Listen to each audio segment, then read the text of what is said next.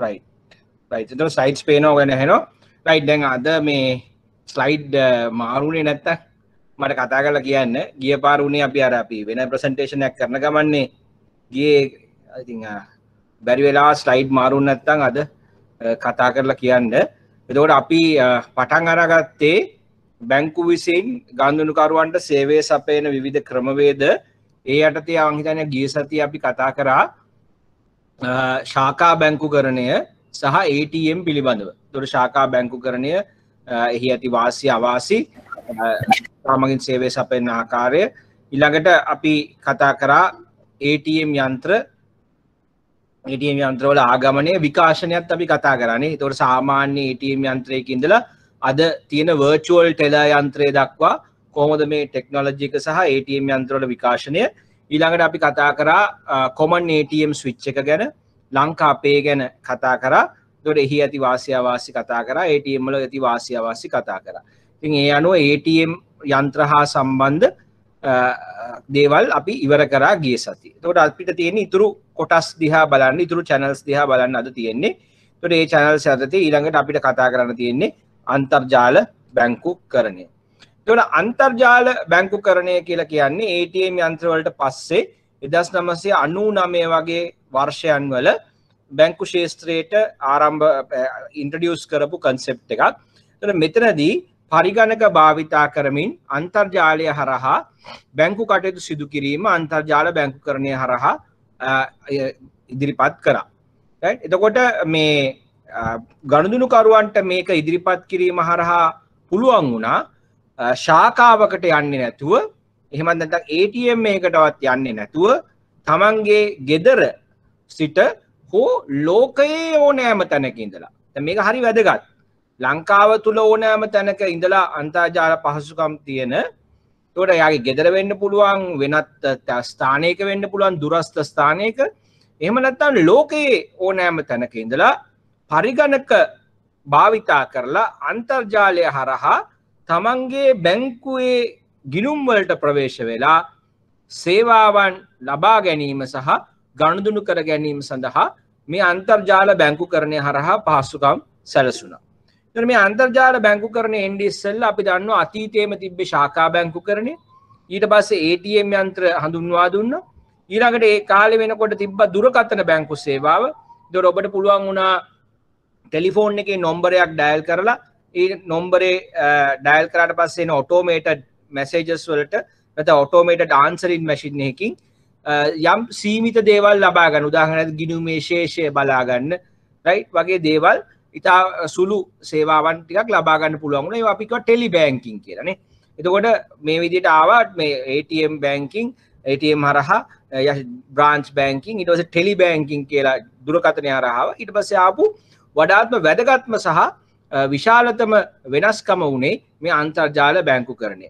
ඒතර මේ අන්තර්ජාල බැංකුකරණයේ හඳුන්වා දීමත් එක්ක බැංකු ශාඛාවලට ගොස් තමන්ගේ වැඩ කටයුතු කර ගැනීම ඊළඟට බැංකු ඇරතබන වේලාවන් ඊළඟට මේ ජෝග්‍රැෆිකල් බවුන්ඩරිස් එබැවින් භූගෝලීය සීමාවන් වලින් ඇතිවෙච්ච බාධාවන් සියල්ල බිඳ දාලා ගනුදෙනුකරුවන්ට ඉතාමත් පහසුවෙන් දවසේ ඕනෑම වෙලාවක ලෝකයේ ඕනෑම තැනක සිට අන්තර්ජාල පහසුකම් තිබේ නම් තමන්ගේ ගිණුම් කටයුතු කරගන්නට හැකියාව ලැබුණා. ඉතින් මෙය ග්‍රවුන්ඩ් බ්‍රේකින් එහෙම නැත්නම් ලොකු වෙනස්කමක් ඇති කරා බැංකු ශාස්ත්‍රය තුළ මේ 1999 කාලේ මුල් කාලේ අන්තර්ජාල බැංකුකරණය ඉදිරිපත් කිරීමත් එක්ක.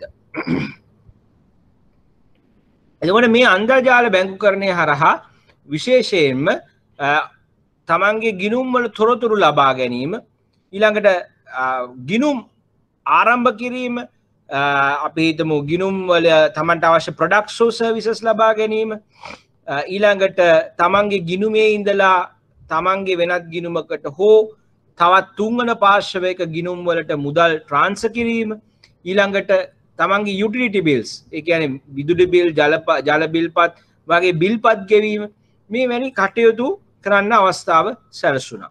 ඒතකොට අපි දන්නවා අද අන්තර්ජාල බැංකුකරණය කොතරම් විකාශය වෙලා තියෙනවද කියනවනම් අපිට පුළුවන් අපේ ගිණුමක් අරගන්න බැංකුවට නොයා අන්තර්ජාල බැංකුකරණය හරහා. ඊළඟට අපිට පුළුවන් අපේ තියෙන සේවිංස් account එකේ තියෙනව FD එකකට කන්වර්ට් කරන්න. FD එකට against loan එකක් ගන්න. ඊළඟට අපේ ගිණුමේ ඉඳලා අපේ බැංකුවේම වෙනත් ගිණුමකට ට්‍රාන්ස්ෆර් කරන්න. right? ඒ වගේම අපිට පුළුවන් අපේ බැංකුවේ ගිණුමක ඉඳලා තවත් වෙනත් බැංකුවක ගිණුමකට මුදල් යවන්න. ඒ වගේම අපිට පුළුවන් ගිණුම් අතර මුදල් හුවමාරු කරන්න. ඊළඟට වෙනත් සේවාවන් සඳහා ඉල්ලුම් කරන්න. චෙක් පොතක් ඉල්ලන්න. right? ස්ටෑන්ඩින් ඕඩර් එකක් සෙටප් කරන්න. මේ වගේ දේවල් මේ අන්තර්ජාල බැංකුකරණය හරහා පහසුවෙන් කරගන්න පුළුවන්. දැන් විස්තර මේවා කරන්න ඔයාලට යන්න වෙන්නේ බැංකුවට ගිහිල්ලා ෆෝම් පුරවලා පෝලිං වල ඉඳලා කරගන්න ඕනේ. දැන් ඒව අවශ්‍ය නැහැ. ඒ වගේම යුටිලිටි බිල්ස් ගෙවන්න හැකියාව ලැබිලා තියෙනවා. ඉතින් මේ නිසා මේ අන්තර්ජාල බැංකුකරණය තුල මිනිසුන්ට බැංකු කටයුතු කර ගැනීම ඉතාමත් පහසු බවට පත් වුණා. එතකොට වර්තමානයේදී මේ අන්තර්ජාල බැංකුකරණය ශීඝ්‍රයෙන් පැතිරලා යමින් පවතිනවා. මේ අන්තර්ජාල බැංකුකරණයේ පැතිරීමට ප්‍රධානතම හේතුවක් වන්නේ බාධාවක් වන්නේ අන්තර්ජාල පහසුකම් සහ තාක්ෂණික සාක්ෂරතාවය. දැන් ඔය දෙක ලංකාවේ දියුණු වෙන්න කාලයක් යනවා. මේ කාලය තුල මේ අන්තර්ජාල බැංකුකරණය ව්‍යාප්ත වීමට හැකියාව ලැබෙනවා. මේ දෙක දියුණු වුණාම. දැන් ඇත්තටම මේ කොවිඩ් එක ආවට පස්සේ මේක තවත් වේගයෙන් දියුණු වෙන්න පටන් ගත්තා. මිනිස්සු වෙනදා අන්තර්ජාලයට නොගිය අයත් අන්තර්ජාල බැංකුකරණයට යොමු වෙන්නට පටන් ගත්තා. එතකොට මේ ඉන්ටර්නෙට් කනෙක්ෂන්ස් වැඩි වෙන්න ඒ වගේම තාක්ෂණ සාක්ෂරතාවය කියන්නේ තාක්ෂණික දැනුම තමන්ට ඒ තාක්ෂණයත් සමග එකතු වෙලා මේ අන්තර්ජාල බැංකු කටයුතු කරගන්න තියෙන මූලික දැනුම. මේ දැනුම වර්ධනය වෙන්න මෙය ඉතාමත් පහසු ක්‍රමවේදයක් ලෙස ජනතාව අතරට යන්නට පුළුවන්. ඉතින් මේක කොළඹ ප්‍රදේශය සහ ප්‍රධාන නගරාශ්‍රිතව ඉතාමත් ප්‍රචලිත වුණාට දුරට යනකොට ගම්වලට යනකොට තවමත් මේ ඉතාමත් ප්‍රචලිත මාධ්‍යයක් නෙමෙයි. නමුත් අපි හිතනවා දැන් වර්තමානයේදී මිනිසුන් කැමති වුණත් අකමැති වුණත් තාක්ෂණයට යොමු වෙන්න වෙලා තියෙනවා. ඉතින් මේකත් සමග මේ අන්තර්ජාල භාවිතා කිරීම තවදුරටත් ඉහළ ගියොත් ඒ හරහා මේ අන්තර්ජාල බැංකුකරණයට ඇති ඉල්ලුමත් ඉහළ යාවි. right? ඉතින් එතකොට මේ ඉන්ටර්නෙට් බැංකින් වල වොලියුම් එක ගත්තම අපි දකින්නේ හැම වෙලාවෙම වැඩි වෙන පැත්තට තියෙන එකක්. එතකොට මේකේ වාසි ගත්තොත් අපි දන්නවා කස්ටමර් ඉතාමත්ම පහසුයි.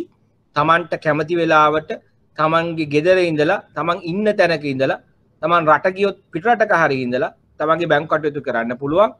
ඔහුගේ කාලය ඉතුරු වෙනවා. right? ඒ වගේම අන්තර්ජාල බැංකුකරණය තුල ඔහුට ලැබෙනවා යම් ප්‍රවර්ධන වැඩසටහන් වලට එකතු වෙන්න අවස්ථාවල්. ඒ වගේම මේ අන්තර්ජාල බැංකුකරණය ඉතාමත් වේගයෙන් ගනුදෙනු කරන්නට හැකියාවක් ලැබෙනවා. එතකොට අපි ගත්තොත් එහෙම දත්ත වාර්තා 2020 අවසාන කාර්තුව වන විට ට්‍රාන්සැක්ෂන්ස් ගත්තොත් 14785ක් අපිට පෙන්නනවා. එතකොට වැලියු එක ගත්තොත් රුපියල් බිලියන 1147.8ක් ලෙස අපිට දක්නට ලැබෙනවා. එතකොට මේ වාසි මොනවද?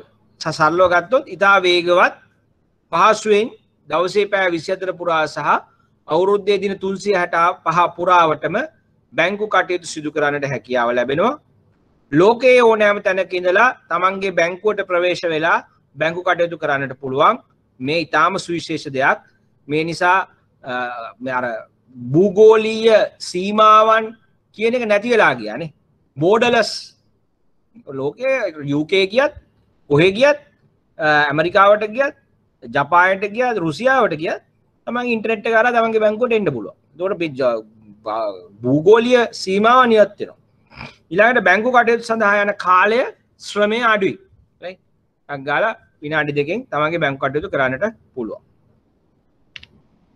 මොනවාද අවාසි? අන්තර්ජාලය කියන්නේ ඊටාම පහසු මාධ්‍යයක් වෙනවා වගේම ඊටාම අවදානම්කාරී මාධ්‍යයක්. එතකොට ඔබ තාක්ෂණික සාක්ෂරතාවයේ අඩු පුද්ගලයෙක් නම් හොඳ දැනුමක් නැති පුද්ගලයෙක් හැටියට මේකට ඇතුළු වුණොත් මේ තුල ඔබව එක්ස්ප්ලොයිට් වීම එහෙම නැත්නම් ඔබගේ අවදානමකට ලක්වීමේ ප්‍රවණතාවය අවදානමක් දක්නට ලැබෙනවා. right? එතකොට මේ අන්තර්ජාලය ගනුදෙනු සර් මේ සර් ස්ලයිඩ් මාරු කරනවද? ඕ දැන් ස්ලයිඩ් එක මාරු කරා මාරුුනේ නැද්ද? නැහැනේ. right දැන් ඔයගොල්ලන්ට ස්ලයිඩ් එක පේනවද? ඔව් සර් දැන් අන්තර්ජාල පේනවා. බැංකුකරණයේ අවාසි කියලා පෙන්නනවද? ඔව්. ඒ කියන්නේ ප්‍රසන්ටේෂන් මෝඩ් යනකොට පේන්නේ නැහැ නේද? දැන් පේනවද මේ අන්තර්ජාල බැංකුකරණයේ වාසි කියලා පේනවද? ඔව් සර්. රයිට් එහෙනම් දැන් මම මේ මෝඩ් එකේ ඉඳලා කරන්නම් මම හිතන්නේ අර මෝඩ් එකට යනකොට මොකක් හරි තාක්ෂණික ගැටලුවක් ඇති වෙන බවක් තමයි පේන්නේ මේ ඕගොල්ලෝ chat එකේ දාලා දිනවා මෙහෙම දෙයක් වෙන්නේ දැන් මම සාමාන්‍යයෙන් ප්‍රසන්ටේෂන් මෝඩ් එකට ගියාම මට chat එක පේන්නේ නැහැ ඒ නිසා මේ ඔය කතා කරා වගේ මට කතා කරන්න ටක් ගාලා හරි දැන් හරිද ඕගොල්ලන්ට දැන් පේනවා නේද දැන් වාසි අන්තර්ජාල බැංකුකරණයේ වාසි කියලා ස්ලයිඩ් එකේ ඉන්නේ ඒක පේනවද? ඔව් සර්.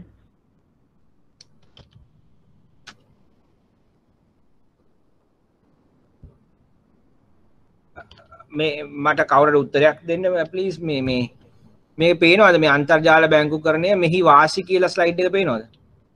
Slide number 32. ඔව් සර්. හරි බොහොම ස්තුතියි. රයිට්. ඕකේ මම එන මෙතන ඉඳලා ආව පටන් ගන්නම්. රයිට්. එතකොට අන්තර්ජාල බැංකුකරණය ගැන තමයි අපි කතා කරේ. එතකොට මේ අන්තර්ජාල බැංකුකරණයේ වොලියුම් එකයි වැලියු එකයි අපි කතා කරා. ඒක අපි දන්නවා අපි කිව්වා වර්ධනය වෙමින් පවතිනවා කියලා. ඊළඟට අන්තර්ජාල බැංකුකරණයේ වාසි ගැන අපි කතා කරා. එතකොට අපි කිව්වා ඉතා වේගවත් පහසුවෙන් දවසේ පැය 24 පුරා සහ අවුරුද්දේ දින 365 පුරාවටම බැංකු කටයුතු කරන්න පුළුවන් කියලා අන්තර්ජාල බැංකුකරණය හරහා. ඒ වගේම අපි කිව්වා රටේ ලෝකයේ ඕනෑම තැනක ඉඳලා බැංකු කටයුතු සිදු කරන්නට හැකියාවක් තිබෙනවායි කියලා. ඊළඟට අපි කිව්වා බැංකු කටයුතු සඳහා යන කාලය හා ශ්‍රමය ඉතා අඩුයි කියලා අන්තර්ජාල බැංකුකරණය හරහා තමන්ගේ බැංකු කටයුතු කරත්. දැන් එතකොට මේ අපි ඊළඟට කතා කරන්න පටන් ගත්තේ මේකේ තියෙන අවාසි. එතකොට අවාසි ගැන කතා කරද්දී අපි කිව්වා අන්තර්ජාලය තුල ගණනු කරද්දී අධික අවදානමක් තියෙනවා කියලා. එතකොට ඔබ දැනුවත්භාවයකින් තොරව නියමිත තාක්ෂණික ඥානය හරි ඒ පිළිබඳව තියෙන සිකියුරිටි ඉන්ෆර්මේෂන් ගැන අවබෝධයක් නැතුව මේ අන්තර්ජාල බැංකුකරණයට ගියොත් මේ අන්තර්ජාලය තුල ඉන්න හැකර්ස්ලා ඔබගේ දත්ත සොරා ගැනීම සහ ඔබට කතා කරලා ඔබ රවටා ඔබගේ පාස්වර්ඩ් යූසර් නේම්ස් හොරෙන් අරගෙන අන්තර්ජාලයේ බැංකුකරණය අවභාවිතා කිරීම වගේ වංචාවන් වලට ඔබ අහු වෙන්න පුළුවන්. අපි එහෙම දැකලා තිනවා සෑහෙන ගනුදෙනුකරුවන් පිරිසක් මෙහෙම අමාරුවේ වැටෙනවා ඒ නිසි ආරක්ෂක ක්‍රියාමාර්ග ගැන අවබෝධයක් නැති නිසා. ඒ නිසා දැන් මේ අන්තර්ජාල බැංකුකරණයට යොමු වෙන ගනුදෙනුකරුවන් නිරන්තරයෙන් මේ ආරක්ෂක ක්‍රමවේද කොහොමද තමන්ගේ පෞද්ගලිකත්වය ආරක්ෂා කරගන්නේ කියන එක ගැන දැනුවත් කිරීම සිදු කරනවා මහා බැංකුව සහ බැංකු විසින්. ඒතර අන්තර්ජාලය තුල ගනුදෙනු කරද්දී අවදානමක් තියෙනවා. ඒ අවදානම ඔබ පාලනය කරගන්නට ඕනේ දැනුවත් වීම හරහා. ඊළඟට අන්තර්ජාලය තුල ගනුදෙනු කරද්දී තාක්ෂණික දෝෂ ඇති වෙන්න පුළුවන්. ඒ තුල අපහසුතා ඇති වෙනවා. දැන් ඔබ සමහරක් විට පේමන්ට් කරනවා එකපාරට නෙට්වර්ක් එක යනවා. දැන් ඉතින් ඔබට හරිම අපහසුතාවයකට ලක් වෙනවා. අපි තුමු රෑක නම් මේක කරේ මේ පේමන්ට් එක ගිහිල්ලා නැද්ද? රයිට්? ආයි කරාට කමක් නැද්ද පේමන්ට් එක? ඉතින් මේක දැන් ඔබට ඉතාමත් අපහසුවට ලක් වෙන මේ වගේ වෙලාවල් වලට. ඉතින් මේ තාක්ෂණික දෝෂ ඇති වුණාම දැන් හදිසියෙ ගනුදෙනු කරන් යනකොට නෙට්වර්ක් ඩවුන් වෙනවා. ඔන්න ඔබට ප්‍රශ්නයක්. රයිට්? එතකොට මේ වගේ වෙලාවල් වලදී ඔබ අපහසුතාවයට ලක් වෙන්න පුළුවන්. ඒක මේකේ තියෙන යම් ගැටලුවක්. ඉතින් තාක්ෂණික දෝෂ කියන ඒවා අපිට zero කරන්න බෑ. තාක්ෂණයත් එක්ක වැඩ කරද්දී දැන් ළඟදිත් මම දැක්ක කම්ප්ලේන් එකක් යම් පුද්ගලෙක් කරනවා පේමන්ට් එකක් ෂෙඩියුල් කරලා දිනවා ෂෙඩියුල් කරපු දවසට යන්නේ. මේක තාක්ෂණික දෝෂයක්. ඉතින් ඒකට කරන්න දෙයක් නෑ. ඒ වගේ තාක්ෂණික දෝෂ ඇති වෙනවා. නමුත් ඒක එරර් මැසේජස් යනවා. ඉතින් සමහරක් විට ඔහුට ඒවා බලන්න වෙලාවක් නැති වෙන්න පුළුවන්. ඉතින් ගනුදෙනුකරුවාගේ පැත්තෙන් ගනුදෙනුකරුවා යම් දේවල් එක්ස්පෙක්ට් කරනවා. නමුත් යම් තාක්ෂණික දෝෂ තුල ඒවා සිදු නොවෙන්නටත් හැකියාව තියෙනවා. ඉතින් ඒක මේ තාක්ෂණයත් එක්ක ගනුදෙනු කරනකොට තියෙන ඉන්හෙරන්ට් රිස්ක් එකක්. ඒක නැති කරන්න බෑ. ඒක තියෙනවා. ඒක අඩු කරන්න පුළුවන්. නමුත් නැති කරන්න නම් අමාරුයි. රයිට්? එතකොට තාක්ෂණික දෝෂ තුල ඇති වෙන අපහසුතා. ඊළඟට තාක්ෂණික දැනුම මදි වීම නිසා ගනුදෙනු සිදු කරන්න බැරි වෙනවා. ඒතකොට සමහර ගාන්දුනුකරුවන්ට ඉන්ටර්නෙට් එකට ගියාට කොහොමද ෆන්ඩ් ට්‍රාන්ස්ෆර් කරන්න කියලා තේරෙන්නේ නැහැ. සමහරක් විට සම්පූර්ණයෙන්ම වෙනස් account එකකට ට්‍රාන්ස්ෆර් කරගන්නවා. නැත්තම් වැරදි amount එකක් යනවා, වැරදි account එකකට යනවා. නැත්නම් වැරදි බටන් එකක් දෙයක් ක්ලික් කරලා මොකක් හරි සම්පූර්ණ වෙනස් කරගන්නවා තමන්ගේ ගිණුමේ තොරතුරු. ඉතින් මේ වගේ මේගොල්ලන්ගේ දැනුම මදිවීම තුළ මේක ඇතුළට ගිහිල්ලා අමාරු වැටෙන අවස්ථාවන් තියෙනවා. ඉතින් මතක තියාගන්න අපිට සාමාන්‍යයෙන් මේ දැනුම තිබ්බට යම්කිසි තරමකට බහුතරයක් මිනිස්සු ගත්තම ඒගොල්ලන්ට මේ තාක්ෂණික දැනුම හුඟක් අඩුයි. මොකද තාක්ෂණික විෂයමාලාවට එන්නේ හුඟක් හුඟක් මෑතකදී. එතකොට අතීතයේ ඉගෙන ගත්ත අයට මේ තාක්ෂණික දැනුම කොම්පියුටර් දැනුම නිසි ලෙස හම්බෙලා නැහැ. දැන් ඒගොල්ලෝ තමයි මේ ඉන්නේ ටිකක් මැදි වියේ වැඩි වියේ ඉන්නේ ඒ කට්ටිය. ඉතින් එතකොට නව ජෙනරේෂන් එක නිව් ජෙනරේෂන් එකට මේක වඩා පහසුයි. නමුත් ඕල්ඩර් ජෙනරේෂන් එකට මේක තවත් අපහසුයි. ඒ නිසා මේ තාක්ෂණික දැනුම වර්ධනය කිරීම අතිශයින් වැදගත් වෙනවා. පරිගණක දැනුම ලබා දීම අතිශයින් වැදගත් වෙනවා. මේ අන්තර්ජාල බැංකුකරණය වැනි බැංකු කටයුතු ඉදිරියට කරගෙන යාමේදී. විනාඩියක්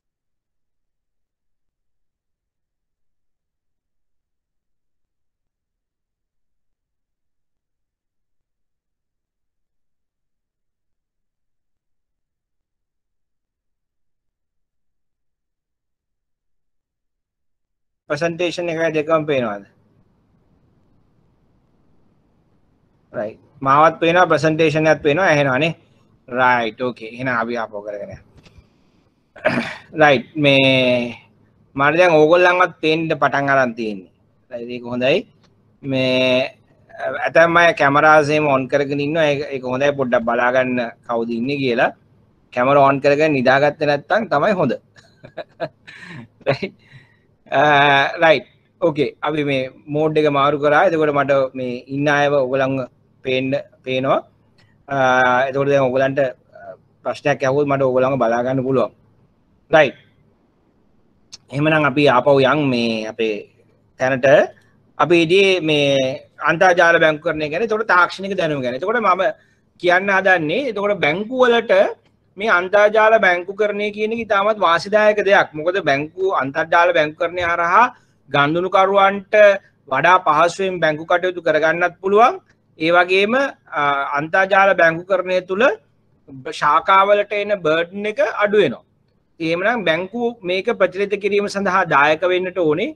ඒ සඳහා කළ හැකි හොඳම දේ තමයි මේ දරුවන් ඒ වගේම ජනතාව අන්තර්ජාල බැංකුකරණය පිළිබඳව සහ ඒ භාවිතා කිරීම වැදගත්කම පහසුකම් පිළිබඳව දැනුවත් කිරීමේ ක්‍රියාමාර්ගවල යොමු වීම. ඉතින් මේක ඉතාමත් වැදගත් වෙනවා.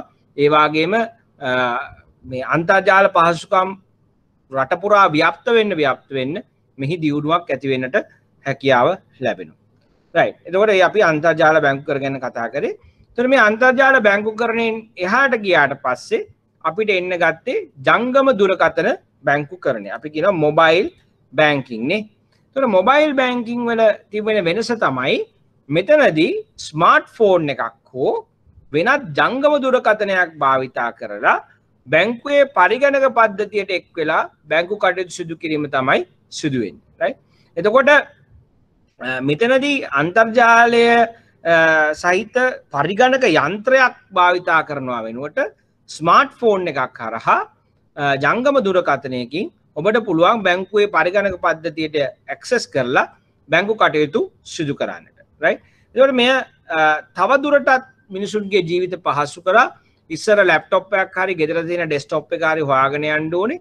දැන් එහෙම නැහැ. Tamanට ගමන් යන ගමන් කාර් රථේ ඉන්නකොට උනත් ටක් ගාලා ගිහිල්ලා මොබයිල් ෆෝන් එක ස්මාර්ට්ෆෝන් එක අරගෙන ඒකෙන් බැංකුවට ලොග් වෙලා වැඩ කටයුතු කරන්න පුළුවන්. දැන් මෙතනදී අපි කියන්නේ මේ ස්මාර්ට්ෆෝන් එකෙන් ගිහිල්ලා ඉන්ටර්නෙට් බ්‍රවුසර් එකකින් ගිහිල්ලා ඉන්ටර්නෙට් බැංකින් කරන එක නෙමෙයි. මොබයිල් ඇප් එකක් හරහා බැංකුවට ජොයින් වෙන එක. right. මොබයිල් ඇප් එකක් හරහා නැත්තම් අන්තර්ජාල බැංකුකරණයට මොබයිල් එකෙන් යන්න පුළුවන් කියන එක නෙමෙයි මොබයිල් බැංකින් කියන්නේ. මොබයිල් බැංකින් කියන්නේ මොබයිල් ඇප් එකක් හරහා ඔබ බැංකුවට ජොයින් වෙන එක, කනෙක්ට් වෙන එක. එතකොට මේ ජංගම දුරකථන බැංකුකරණයේ වාසි ගත්තොත් අපි දන්නවා මේකේ තියෙන ප්‍රධාන වාසිය තමයි ඉතා පහසුවෙන් හා කාර්යක්ෂමව ගමනේ යෙදෙන විට පවා තමන් යම් යම් ස්ථානවල මොබයිල් ඉන්නකොට තම බැංකු කටයුතු කරගන්නට හැකියාව ලැබෙනවා.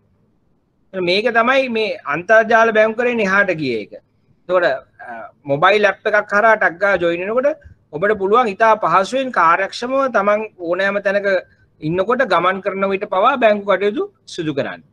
ඒ වගේම දවසේ ඕනෑම විටක ඕනෑම තැනක අවුරුද්ද පුරා තම බැංකු කටයුතු සිදු කර ගන්නට හැකියාව ලැබෙනවා. ඒ තුල කාලයේ ශ්‍රමය ඉතුරු වීම සහ වඩා වැඩි පහසුවක් ලැබීම යන කාරණා පාරිභෝගිකයන්ට අත් වෙනවා. එතකොට මේකේ අවාසි ගත්තොත් අපිට පේනවා ජංගම දුරකථන භාවිතයේදී ඇතිවන වැඩි අවදානම අන්තර්ජාල භාවිතාවේදී ඇතිවන අවදානම වගේම මොබයිල් ඇප්ස් වලත් සිකියුරිටි ත්‍රෙට් එකක් තියෙනවා භාවිතා කරන්නට ගියාම. ඒ වගේම මේ සඳහා ගෙවීමට සිදුවීම නිසා ජංගම දුරකථන බැංකු පහසුකමකට ගෙවීමට සිදුවීම තුළ ඇතිවන සාපේක්ෂ වැඩි පිරිවැය. ඒතකොට දැන් මේ ජංගම දුරකථන බැංකු පහසුකම ලබා ගන්නකොට අපි දාමු data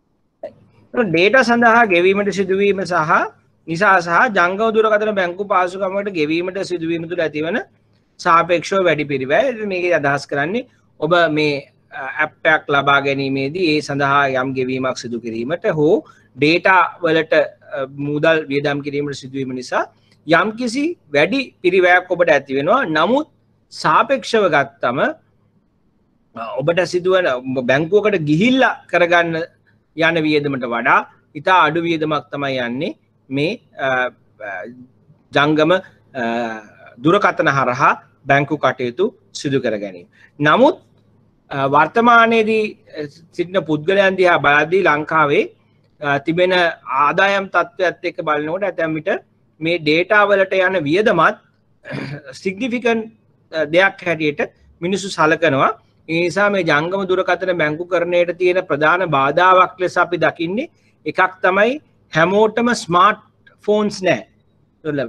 දුරකථන ගොඩාක් තිබ්බට ලංකාවේ හැමෝටම ස්මාර්ට් ෆෝන්ස් නැහැ. එතකොට මේ ජංගම දුරකථන බැංකුකරණයට යොමු වෙන්නට තියෙන හැකියාව අඩුයි. ඒ වගේම මේ ඩේටා සඳහා වැඩි වියදමක් යනවා. එතකොට මිනිස්සු ඒ සඳහා පෙළඹීම අඩුයි. එතකොට මේ යම් කිසි විදියකින් අපිට හදන්න පුළුවන් නම් ජංගම දුරකථන බැංකු ඇප්ලිකේෂන්ස් මේ ඩේටා යන්න නැති වෙන්න මිනිස්සුන්ට අපිට අන්න ඒ වගේ වෙලාවට මේක තවදුරටත් එන්කරේජ් කරන්නට පුළුවන්. එතකොට ඒක අපිට අනාගතයේ කරන්න පුළුවන් දෙයක්. ඩේටා ටික බැංකුවෙන් ඒ සඳහා යන වියදම බැංකුවෙන් ඇබ්සෝබ් කරන්න හරි අඩු ඩේටා ප්‍රමාණයක් වැය වෙන ආකාරයට ජංගම දුරකථන බැංකු යෙදවුම් සකස් කරන්නට පුළුවන් නම් ඒක ප්‍රචාරය කරන්න නැත්නම් මිනිසුන් අතර ප්‍රචලිත කිරීමට අවස්ථාව තවත් වැඩි. ඊළඟට සෑම ජංගම දුරකථනයක්ම ජංගම දුරකථන බැංකුකරණය සමග අනුගත නොවෙනවා. ඒ කියන්නේ ස්මාර්ට් ෆෝන්ස් වලින් විතරයි ඔබට මේ වැඩේ කරන්න පුළුවන්. සාමාන්‍ය ෆෝන්ස් වලින් ගෙවන්න මේ වැඩේ කරන්නට හැකියාවක් නැහැ. right? මේවා තමයි තියෙන ගැටලු. හැබැයි අනාගතයේ දිහා අපි බැලුවොත් අන්තර්ජාල බැංකුකරණයට වඩා සාර්ථකව මිනිසුන් අතට යන්න පුළුවන් ක්‍රමය තමයි ජංගම දුරකථන බැංකුකරණය. ඒකට හේතුව බහුතරයක් පුද්ගලයෝ ලංකාවේ ගත්තොත් මේ ෆෝන් කනෙක්ෂන් එකක් තියෙන අය. ඒතර ෆෝන් වල පෙනිට්‍රේෂන් එක වැඩි ඉන්ටර්නෙට් පෙනිට්‍රේෂන් එකට වඩා. ඒ වගේම මේ ස්මාර්ට් ෆෝන් එකක් අතේ තියෙන අයට වඩා පහසුයි මේ ඇප්ලිකේෂන් එකක් කරා බැංකුවට ජොයින් වෙන එක වෙනම කම්පියුටරයක් ගාවට ගිහිල්ලා ඉඳගෙන ලැප්ටොප් එකක් ගාව ඉඳගෙන අන්තර්ජාල බැංකුකරණයට යනවට වඩා. ඒ නිසා අනාගතයේදී වඩා වැඩි අවස්ථාවක් වඩා වැඩියෙන් ප්‍රචලිත වෙන්නට පුළුවන් ඒරියා එකක් තමයි මේ ජංගම දුරකථන බැංකුකරණය. එතකොට එතනදී මේ ඩේටා වල ප්‍රශ්නය සහ ජංගම දුරකථන වල ස්මාර්ට්ෆෝන්ස් වැඩිපුර ප්‍රචලිත වීම තුල ඒට තවත් වැඩි අවස්ථාවක් සැලසෙන්නට පුළුවන්. දැන් මේකත් එක්ක කතා කරන්න ඕන දෙයක් තමයි ඉලෙක්ට්‍රෝනික මුදල් පසුම්බි කියලා කියන්නේ. එතකොට අපි දන්නවා අපි සාමාන්‍යයෙන් අපේ මුදල් තියාගන්නවා මුදල් පසුම්බියක. එතකොට මේ මුදල් පසුම්බිය අපේ මුදල් තියෙනවා කාසි හා නෝට්ටු වශයෙන්. ඊළඟට අපේ ගෙවීම් කාඩ් පත් තියෙනවා. ඒ ගෙවීම් කාඩ් පත් යටතේ ක්‍රෙඩිට් කාඩ්, ඩෙබිට් කාඩ් යන ආදිය දක්නට ලැබෙනවා.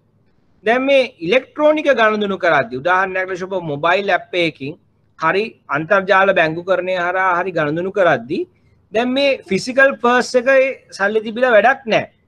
එහෙනම් අපිට තියෙන්නට ඕනේ ඉලෙක්ට්‍රෝනික පර්ස් එකක් මේ අපේ කාඩ් පත් ඒ වගේම කාසි හා නෝට්ටු දාලා තියාගන්න. එතකොට මේ ඉලෙක්ට්‍රෝනික පර්ස් එක තමයි e-wallet කියලා අපි සරලව හඳුන්වන්නේ. එතකොට මේ e-wallet එකක් ඇතුළට අපිට පුළුවන් අපේ කාඩ් පත්වල දත්ත කාඩ් නම්බර එක එක්ස්පයරි එක යන ආදි වශයෙන් කාඩ් පත් පිළිබඳ තොරතුරු ඊළඟට අපේ කාසි හා නෝට්ටු දැන් හැටියට නෑනේ දැන් අපේ තියෙන කොහෙද ගිණුම් වලනේ මුදල් තියෙන්නේ. එතකොට ඒ ගිණුම් ඉතිරි කිරීමේ ගිණුම කරන්ට් account එක වගේ ගිණුම් මේක ඇතුළට දාගෙන දැන් එතකොට අපේ wallet එකක් අපි හදාගෙන තියෙනවා කාඩ් පත් තියෙනවා ගිණුම් ටික අපේ තියෙනවා. එතකොට අපිට ඕන වෙලාවට අපිට ඕන කාඩ් එක සිලෙක්ට් කරලා හරි ගිණුම සිලෙක්ට් කරලා හරි ගෙවන්න හැකියාව ලැබෙනවා. හරියට අපි කොහෙට හරි ගිහලා ගෙවන්න ඕන නම් අපි එක්ක ඩෙබිට් කාඩ් එක එළියට ගන්නවා එක්ක අපේ ක්‍රෙඩිට් කාඩ් එක එළියට ගන්නවා. එහෙම නැත්නම් අපි කාසි හා නෝට්ටු එළියට ගන්නවා. මේ වගේ මේ ඉලෙක්ට්‍රෝනික මුදල් පසුම්බියත් ඔබ කලින් ගබඩා කරගත්ත කාඩ් පත් සහ account information තියෙනවා. ඒතකොට ගෙවන්න ඕන නම් ඔබට අවශ්‍ය කාඩ් පත සිලෙක්ට් කරලා ගෙවනවා. එහෙම නැත්නම් account එක සිලෙක්ට් කරලා ඒකෙන් ගෙවනවා.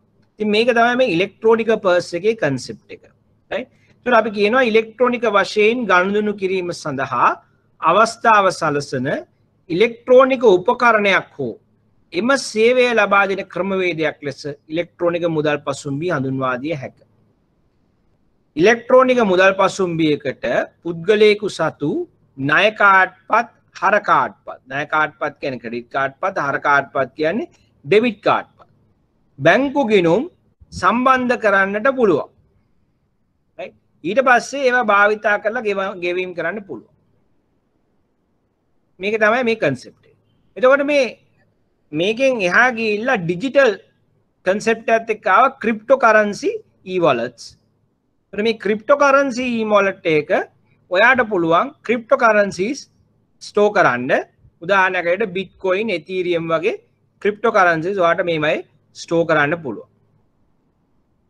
ඊළඟට මේ ඉලෙක්ට්‍රෝනික මුදල් පසුම්බි mobile applications, internet banking යනාදී ක්‍රමවේද හරහා ජංගම දුරකථන ටැබ් පරිගණක භාවිතා කරලා ඔයාට ගෙවීම් සඳහා භාවිතා කරන්න පුළුවන්. එතකොට මතක තියාගන්න මේක හරියට ඔයාගේ ෆිසිකල් පර්ස් එක වගේ ඉලෙක්ට්‍රෝනිකලි ගෙවන්න ඔයාගේ ගිණුම් කාඩ් පත් ස්ටෝර් කරලා තියාගන්න ඉලෙක්ට්‍රෝනික ප්ලැට්ෆෝම් එකක් තමයි මේ e-wallet කියලා අපි හඳුනාගන්නේ. එතකොට මේ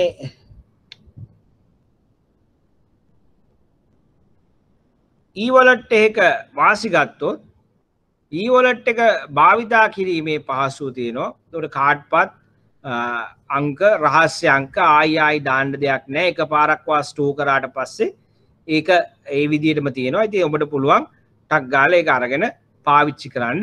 එතකොට ඔන්න ඉලෙක්ට්‍රෝනිකලි ඔබට ස්ටෝර් කරලා තියෙනවා ඔබගේ අවශ්‍ය දත්ත. කාඩ් පත්තේ තොරතුරු ඒවා ඔක්කොම තියෙනවා. ඊළඟට භෞතික මුදල් අවශ්‍ය නොවන නිසා සහ ඉලෙක්ට්‍රෝනිකලි ගණන්දුණු කරන නිසා වඩා පහසුයි, ආරක්ෂාකාරී, ඒ වගේම වේගවත්. ඊළඟට තමාගේ ගිණුම් හා කාඩ් පත් එක තැනකටගෙන තමන්ගේ අවශ්‍යතාවය අනුව අවශ්‍ය ගිණුම කාඩ් පත යොදාගෙන ගණන්දුණු කිරීම තුළ ගෙවීම් ඵලදායී ලෙස කළමනාකරණය කරන්න පුළුවන්. දැන් මේකෙන් කියන්නේ ඔබට පුළුවන් දැන් ඉලෙක්ට්‍රෝනික e-wallet එකට ගියාම e-wallet එකට ගියාම තමන් ගෙවන්නේ මොකෙන්ද කියලා සිලෙක්ට් කරන්න ඉතාම පහසුයි. දැන් ඔබ අපි හිතමු ඔබ ගිහිල්ලා වෙබ්සයිට් එක භාණ්ඩයක් මිලට ගන්නවා. මිලට ගත්තට පස්සේ ගෙවීම් කරන්න එනවා. ගෙවීම් කරන්න ආපුවම ඔබ ගිහිල්ලා ඔබේ මොබයිල් ඇප් එකෙන් ගෙවීම කරන්න යනවා. ඔයාගේ e-wallet එකට ඔයා යනවා. e-wallet එකට ගිහිල්ලා ඔයාට පුළුවන් ඔයා ගෙවන්නේ ක්‍රෙඩිට් කාඩ් එකෙන්ද, ඩෙබිට් කාඩ් එකෙන්ද, සේවිංස් account එකෙන්ද, කරන්ට් account එකෙන්ද කියලා සිලෙක්ට් කරන්න. සිලෙක්ට් කරලා ගෙවන්න පුළුවන්. එතකොට ඔයාට පුළුවන් ඔයාට කැමති දෙයක් සිලෙක්ට් කරන්න. දැන් මේක ඔබගේ බැංකුවේම වෙන්න ඕනෙත් නෑ. ඔබට පුළුවන් වෙනත් බැංකුවල ගිණුම් උනත් ඇඩ් කරගන්න ඒ e-wallets වලට. වෙනත් බැංකුවල කාඩ් පඩුත් ඇඩ් කරගන්න පුළුවන්. එතකොට මේ e-wallet එකෙන් තමන්ට අවශ්‍ය බැංකුවේ අවශ්‍ය ගිණුම එහෙම නැත්නම් අවශ්‍ය බැංකුවේ අවශ්‍ය ක්‍රෙඩිට් කාඩ් පත හෝ ඩෙබිට් කාඩ් පත සිලෙක්ට් කරලා ගෙවීම් කරන්න පුළුවන්. මේක ඔබට ඔබගේ මුදල් කළමනාකරණය කරගන්න වඩා පහසු කරනවා ඉලෙක්ට්‍රෝනික ස්පේස් එක තුල. හරියට පර්ස් එකේ විවිධ කාඩ් පත් තියෙනවා වගේ මේකෙන් ඔබට විවිධ ක්‍රමවේදයක් අපන්ට අවශ්‍ය දේ අවශ්‍ය වෙලාවට අරගෙන ගෙවන්න පුළුවන්. එතකොට මේකේ තියෙන වාසි මොනවාද? මේ අවාසි මොනවාද? අවාසි තමයි පළවෙනි එක තාක්ෂණික දෝෂ නිසා ඇතිවෙන බාධාව. මේ ගණනුණු කරන්න යනකොට ඇතිවන තාක්ෂණික දෝෂ තුල ගණනුණුව මගදී කඩා වැටීම, ඒ වගේම ගෙවීම් නිසි ලෙස සිදු නොවීම වැනි බාධාවන් ඔබට ඇති වෙන්නට පුළුවන්. ඒවා සාමාන්‍ය දේවල්. ඒ ඇරෙන්න ඔබට මෙහිදී වෙන වාසි ඊට වඩා බොහෝ වැඩි. ඒතකොට තාක්ෂණික දෝෂ කියන එක යම් අවශ්‍යයක් ලෙස අපිට දකින්න පුළුවන්. දෙවෙනි එක තමයි තාක්ෂණික සාක්ෂරතාවය මදි වෙන එක. ඒ කියන්නේ මේ e-wallet එකක් පාවිච්චි කරන්න නම් මේ පරිගණක පිළිබඳව ඒ වගේම මේ e-wallet එක මෙකැනිසම් එක පිළිබඳව යම්කිසි මූලික අවබෝධයක් තිබිය යුතුයි. ඒකට එවැනි මූලික අවබෝධයක් නැති කෙනෙක් මේක භාවිතා කරන්නට ගියාම ඒක ඔහුට අපහසුයක් වෙන්න පුළුවන්, භාවිතා කරන්න බැරි වෙන්න පුළුවන්. ඉතින් මේවා තමයි මේකේ තියෙන අවාසි හැටියට අපිට දක්නට ලැබෙන්නේ. right? ඔව් සර්. දැන් පේනවද? හරිද? හරි සර්. හරි ඕකේ. දැන් මේ අපි කතා කරපු එක තමයි මම මේ ඔබට ග්‍රැෆිකලි පෙන්නලා දීලා තියෙන්නේ. එතකොට ඔබ ගත්තොත් මේක ඉන්ටර්නෙට් එකේ තියෙන e-wallet space එක කියලා. මේ e-wallet එක ඔබගේ මොබයිල් ඇප් එකේ හරි එහෙම නැත්නම් ඉන්ටර්නෙට් බැංකින් වල හරි ඔබ සකස් කර ගන්නවා නම් මේ e-wallet එකට ඔබට පුළුවන් ඔබේ තියෙන සේවිංස් account එක, කරන්ට් account එක, ඩෙබිට් කාඩ් එක, ක්‍රෙඩිට් කාඩ් එක, other bank cards වෙනත් බැංකු වල කාඩ් පත් යන ආදී වශයෙන් දේවල් එකතු කරන්න නේ. එතකොට මේ අන්තිමට මේ විදිහට ඔබට e-wallet එකේ සකස් වෙනවා සරලව. සේවිංස් account එක පෙන්නනවා, කරන්ට් account එක පෙන්නනවා, කාඩ් නම්බර් එක, ඩෙබිට් කාඩ් නම්බර් එකයි ඒ ඩීටේල්ස් ටික පෙන්නනවා, ක්‍රෙඩිට් කාඩ් නම්බර්ස් මේවා පෙන්නනවා. රෙජිස්ටර් කරගන්න පුළුවන්. එතකොට දැන් මේ රෙජිස්ටර් කරපු e-wallet එකෙන් ඔයාට අවශ්‍යක මේව ක්ලික් කරලා ගන්න පුළුවන් ඔයාට ගිහිල්ලා. right? ක්‍රෙඩිට් කාඩ් එක ඕන ක්‍රෙඩිට් කාඩ් එක. other bank කාඩ් එකක් නම් ඒක ඔබුවා. ඩෙබිට් නම් ඒක. දැන් මේ තියෙන මේ පොඩි wallet එකකට උදාහරණයක්. මේ wallet එක dashboard එකට උදාහරණයක්. එතකොට මේ e-wallet එක තියෙනවා. ඒකේ ඔබට පේනවා කරන්ට් මේ දත්ත පෙන්නලා දෙනවා accounts වල. මේ විදිහට ඉලෙක්ට්‍රොනිකලි බලා ගන්න පුළුවන්. එතකොට දැන් ගනුදෙනුව කරන්න ඕන උනාම අපි හිතමු ඔබට කරන්න ඕනේ නම් ගනුදෙනුවක්. ඔබට පේනවද මේ ප්‍රසන්ටේෂන් එක? මම ප්‍රසන්ටේෂන් මෝඩ් එකට ගියා. එතකොට ඔබට ගනුදෙනුවක් කරන්න ඕන නම් ඔබට තියෙන්නේ ගිහිල්ලා මේ ඩෙබිට් කාඩ් එක ක්ලික් කරාම ඔබට පුළුවන් ඩෙබිට් කාඩ් එක භාවිතා කරලා ගනුදෙනුව කරන්න. ඊටාම සරලයි. එතකොට pay online. එතකොට ඩෙබිට් කාඩ් එක සිලෙක්ට් වෙනවා. එතනම ඩෙබිට් කාඩ් එක ක්ලික් කරා ඉවරට එතකොට ඩෙබිට් කාඩ් එක ක්ලික් වෙනවා, සිලෙක්ට් වෙනවා. සිලෙක්ට් වුණාට පස්සේ ඔබට පුළුවන් ඒක පාවිච්චි කරලා ගෙවීම සිදු කරන්න. ඉතින් මේ විදිහට තමයි මේ e-wallet එක භාවිතය සිද්ධ වෙන්නේ.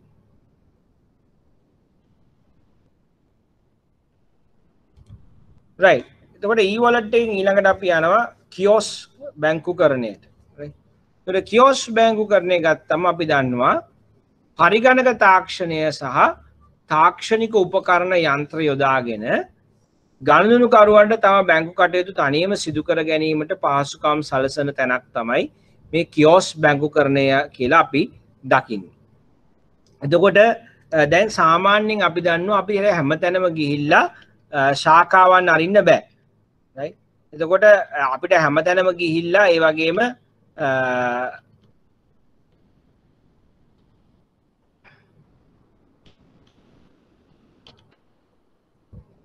ඔබට පේනවනේ කියොස් බැංකුකරණය කියන නෝට් එක. right.